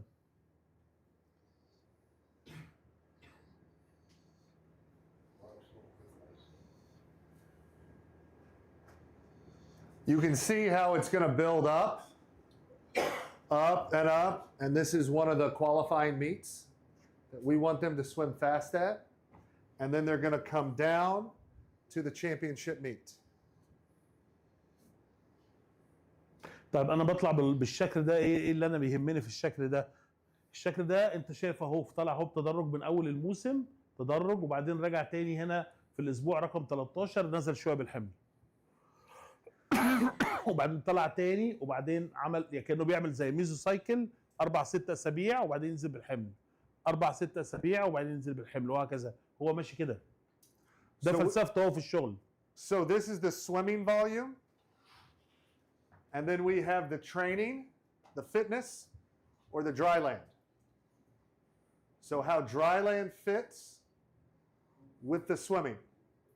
So I'm going to do the first 2 weeks. I'm going to teach. Okay? I'm just going to teach them what's going on. I don't care what it's like. They could do 10 exercises. We're just teaching. So they get the fundamentals. Then I'm going to spend the next 2 weeks teaching some more. Okay? And then I'm going to start doing special dry land training that works with my swim training. Okay? So all this stuff works together, and I'll show you a different. هو بيقول لك اول 4 اسابيع مجرد ان احنا بنتكلم على الشغل، بيعلمهم، بيتفرجوا مثلا على دريلات، بيعلمهم حاجه جديده. بعد 4 اسابيع ابتدى يشتغل على الدراي لاند او شغل الفتنس. So this is my 13-14 coaches season plan this season. Okay? So you can see we have endurance training, some race training, race pace, endurance or aerobic training. Think of aerobic training, race pace training. They're going to have a little bit of rest, and then we're going to go back. So you can see he's got 3 weeks of aerobic training, aerobic endurance, aerobic endurance. Then we change to aerobic power and going a little bit more lactate, so a little bit more faster stuff. So think of this as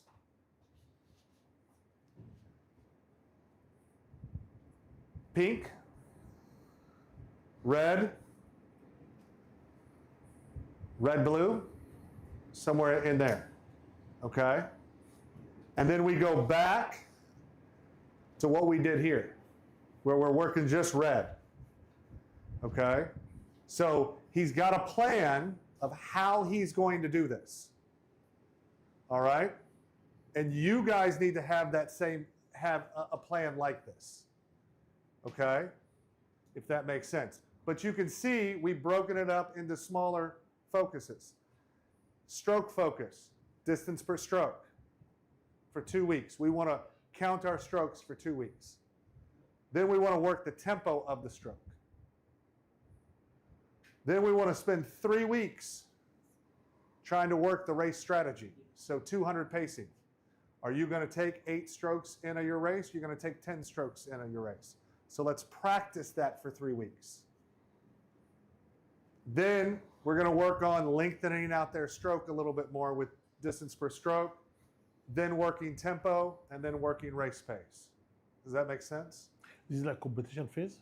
This is Competition phase or a specific phase? this is I mean, here are the This looks like competitions. competition. Yeah. We It's have a lot competition more phase. competitions right here. يا جماعه الخطه اللي انت شايفها دي اثناء الاعداد للمنافسات. هو يعني دي خطه كبيره كده، تخيل معايا خطه كبيره وراح هو جايب المقص راح قاطع لك اعداد المنافسات وحطها لك. يقول لك ده الشغل بتاع اللي انا بعمله في اعداد المنافسات. الاسابيع وكاتب لك انا بركز على ايه في نظم انتاج الطاقه، وحطيت لك طبعا الاسابيع تواريخ بتاع كل اسبوع، وحاطط لك هل في ميت ولا لا، في يعني لقاء ما بيعملوا بينهم بعضهم لقاءات زي كان بطوله مصغره يعني. كاتب لك انا هركز على ايه، او العنصر اللي انا هركز عليه شغل مثلا هوائي، تحملات، بركز على سرعه سبق، وبعد كده حاطط لك نظام الطاقه اللي انا بركز عليه، وبعد كده بركز على مثلا هنا اول اسبوعين عامل طول الضربه، وبعد كده التيمبو اللي انا امشي بيه على السبق اللي هو الضربه عدد الضربات بتاعت السبق. بعد كده بعمل حاجه اسمها الريس استراتيجي، البروفا بتاعت السبق هتبقى عامله ازاي، سبق ال 200، سبق ال 400، سبق ال 1500، سبق ال 400 متنوع. وبعد كده اخر اسبوع كاتب لك الشغل بتاع الدراي لاند ماشي ازاي، ماشي مثلا حاجه اسمها التدريب الدائري او شغل المحطات مثلا.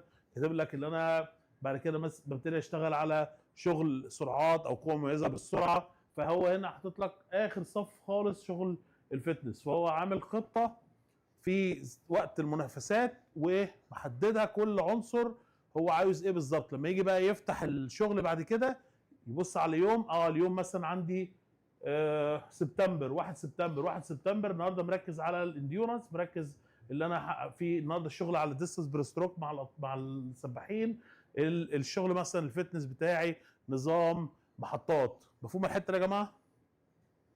So here's test sets that we're trying to do on these specific weeks. Okay, so everything has layers. And I think I went probably above y'all's head pretty quickly on this. But this is what we're trying to do where we're putting everything together. This is for test. Test is going to be 1 mile. They do a 1 mile aerobic swim. endurance. بيعمل عامل تيست يا جماعه، هيقيسوا 1 مايل، يعني 1 مايل كيلو 700 متر. Yes. Okay, second test like aerobic power. Use like 200 broken 50s. It's a broken 50s best. بيعمل على بيشتغل على الشغل تحمل السرعه مثلا اس بي 1 عامل لهم 200 بروكن على دقيقه. لاكتيك Lactate is like we start out with 3 100s all out up to 6 100s. بيشتغل على مثلا مئات بروكن من 3 مرات لغايه ما بيوصل في الموسم بيشتغل على 6 مئات مثلا، حسب بقى طبعا الراحه دي ممكن تكون اس بي 1 او اس بي 2. وهنا شغل السرعات باكت بيشتغل 25 بالباراشوت. So you can see he's got his microcycles within these, his macrocycles, what he's looking to do. So he's got a good plan of how he's going to get from point A to point B. فهنا كاتب هو المفاتيح بتاعت الخطه، هنا الماكرو سايكل، وبعدين حط العدد الاسابيع بتاع كل مرحله من مراحل الخطه. الماكرو سايكل هنا، الماكرو هنا بيتكلم على شهرين، الميكرو سايكل هنا بيتكلم كل اسبوعين، والورك اوت بيشتغل على الوحده التدريبيه بيبقى فيها 3 جمل تدريبيه او من جملتين لثلاثه في التدريبه. So I hope I didn't go too far and go a little bit too high level, but I wanted to show you some of this stuff as actual things that we're doing. And this is an actual plan that we have for our 13, 14s at my club. Okay, I'll show you an 11-12 set, and then I'll also show you tomorrow some of the test sets we do for 11, 12-year-olds. Okay, and then we'll kind of go over how to write a workout and what is the best way to go about it for a weekly plan. Okay, I want to do this in my warm-up. I want to do this in a main set. And this is how I structure my practices on a regular basis. We need example for taper. It's taper, yeah. Taper here is big question. Taper, how to taper. What do you mean? Tapering.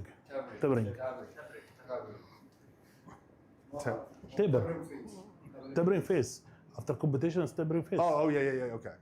Okay, so because we have really hard time. Oh, the taper period. Yes. I got you. Yes. I got you. We'll go over taper tomorrow at the beginning, and then we'll put Yes. all this stuff in, and we'll show you what we're trying to do. Okay? Yeah. So I hope I didn't go too far, but Little.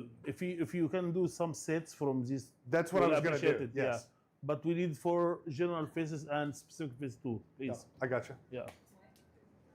انا بقول له عايزين حاجه للشغل العام والخاص وتدريبات على الكلام ده، عشان طول ما احنا شايفين الخطه مش فاهمين حاجه، فانت عايز تبص على التدريبات دي. قلت له على التبر، لان التبر ده انا بسميه مقبره المدربين، تفضل شغال سنه كامله زي Anybody online الفل. need تبر الولد يلبس في الحيطه ولي الامر يستناك You guys بمطوه have any questions? بره النادي.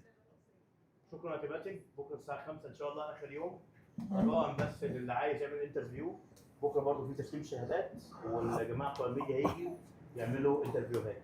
فلو عايز تعمل انترفيو مع الميديا تكون جاهز كده وضرب الحته الارض تفرعيد. وتشرفنا بالانترفيو بكره الساعه 5 اخر يوم.